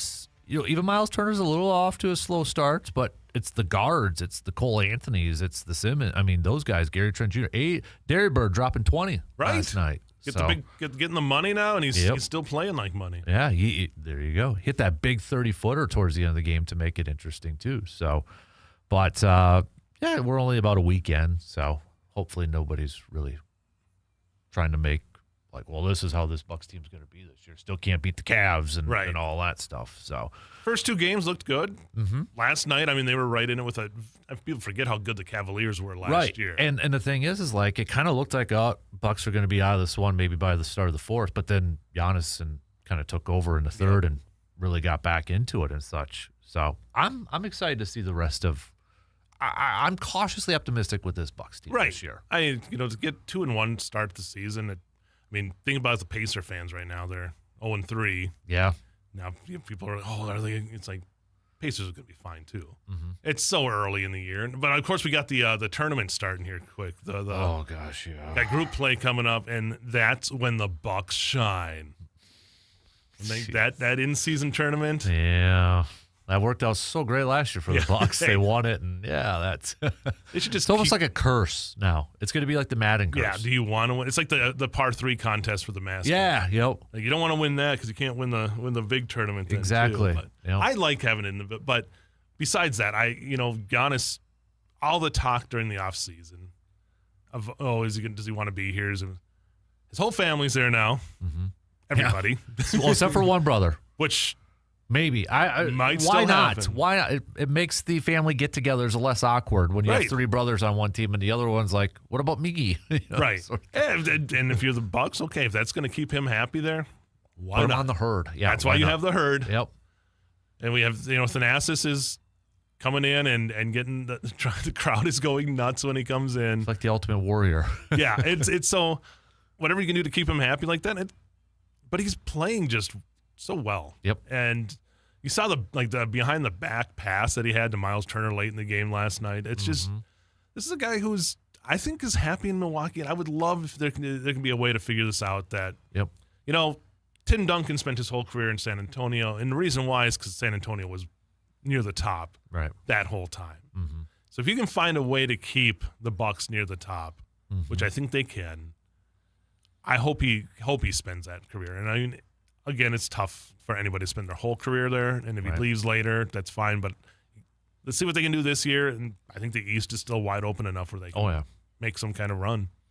Switching over to college football, I mean, you can get your resume because there's a lot of good openings for D1 college football. Do you think it makes it for Badger fans, with Kelly now getting fired from LSU, obviously, Oklahoma State open, Penn State open. There's probably going to be more Florida's open. Florida State might be open to Auburn, et cetera, et cetera. And you're seeing these big buyouts. Do you think it makes it more frustrating for Badgers fans to see these programs letting go of their coaches, have bigger buyouts, and yet Luke Fickell is still the head man at Wisconsin? I think it does. I honestly don't see there be a reason to fire him at this point. Mm-hmm. There's not that guy like a Jimmy Leonard to see what you got, right? Right. Like you're not going to throw somebody in there and be like, "Okay, this guy might earn the job." I think they're looking at it like, let's just play this season out and then go make a decision. Now they have the bye week this week. I think so. Yeah. In between. Yep. So I feel like if you're going to make a move, it would be during this time. But for them to come out with that letter last week, I don't see it happening until the end of the season. I don't even see it happening next year right now, to be honest with you. You think they keep him even for part of it for me is, okay, you're looking at all these jobs now that are open, LSU, Penn State, and that. There's going to be the best candidates are going to be. I mean, is Wisconsin an attractive job right now when you have LSU, Penn State, and all these programs open? Are you going to be able to get one of the better candidates out there? I don't know if you're going to be able to right now. And how much of it is money? How much is that booster money? How much of it is how much these other schools might have a little more in the pockets than Wisconsin has? Exactly. And I think that's why they're not going to let Fickle go until they can keep whittling down the money that they're going to owe him. Mm-hmm. So I don't see anything happening to the end of the year. I could be wrong. And obviously I never thought Paul Chryst was going to get fired in the middle of the year when he did. So things can definitely change, but it's a mess. Mm-hmm. Credit to the defense, actually looked pretty decent against Oregon, but that was closer than I thought it was ever going to be. Yeah, so. The offense is just, there is no identity on offense. This is it's been even before Fickle, they're trying to reinvent the offense a little bit, and it's lost. There's just nothing there right now. Right. The cupboard, it seems so empty right now. Yep. Like, give me a memorable offensive play other than them finally getting into the end zone after 15 quarters. The punter running for a first down. Yeah, that's about it. Yeah. Like, there's just, I don't know what you do. They lost their way, and I don't know how you get back to where this team was back as like a running back for a while there. Yeah, it's going to be a few years at bare minimum, right? I think. Just because this just sets you back for recruiting. Yeah. Like, you don't look at Wisconsin now and be like, oh, if I'm a lineman, I'm going to go there. I'm going to have a 1,000-yard rusher, maybe 2,000-yard rushers behind me, 3 deep, right, running back. Those days are gone, and I don't know how you recapture that. And that's why I would never want to be a college coach right now. In the D1 ranks, why would you want to have to deal with all that right now? I agree. I think maybe Franklin's probably happy. I'm probably not happy he got fired, but I think a lot of these guys that are carrying over from the older. How do you navigate this world? Because it's just, there's no rules. Even in you look at the D1 basketball with the G League guy going to play for committing to Louisville. Right. Like, what's going to stop? What's the rules in football? Like, how are we going to? I just think it's such a wild west, and the NCAA is so afraid to do anything because of lawsuits. Yep. If you're a coach, you don't know what you're going to be able to play with. You don't know what the field's going to be like in a year. So, yeah, I would never want to do it. Nope. No, thank you. NCAA 2007. That would be my last. That's the only way I'm coaching a game is getting my GameCube out and. Oh my gosh, GameCube! Firing up my team that I had, my D1 school I built in Stevens Point. That's awesome. Kicking Northwestern out of the Big Ten. That's awesome. Oh. All right, we got to take our final break here. We got World Series tonight, and then Monday Night Football as part of our picks. So we'll do that coming up in just a couple minutes.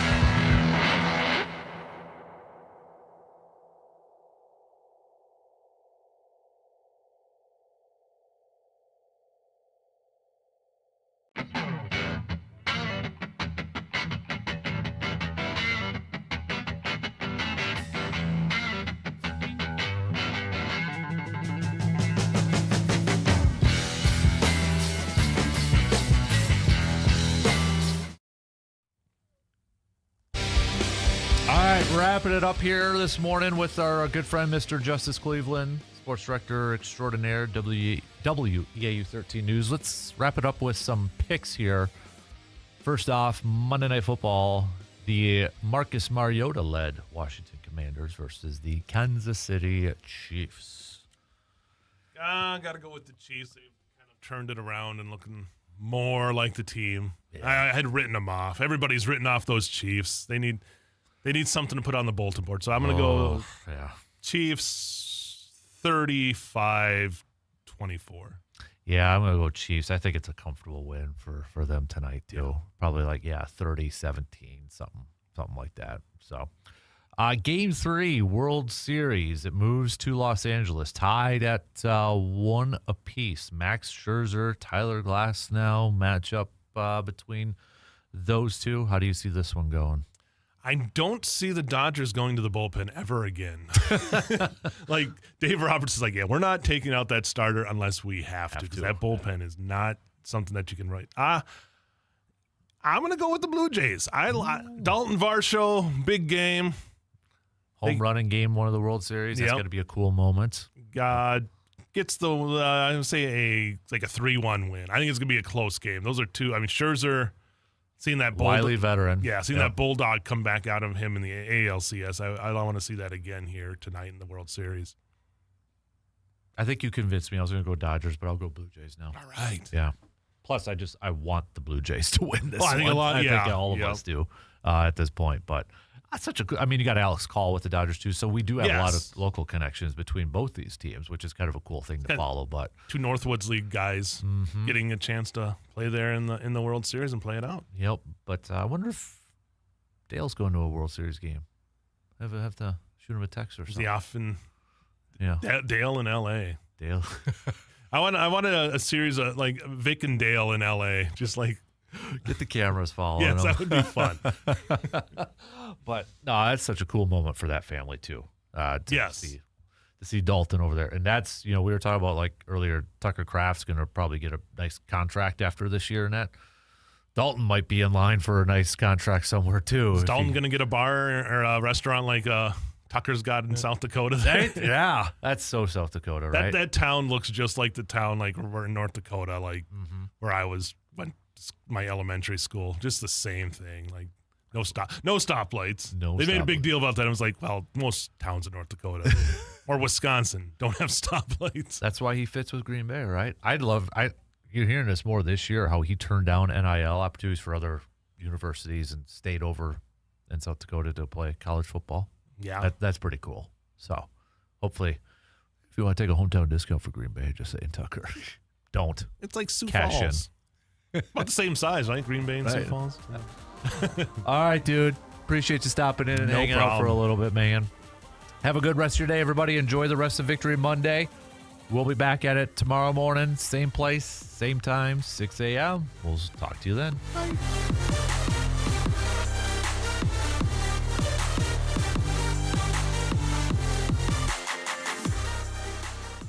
WAYY Eau Claire, W286CK Eau Claire.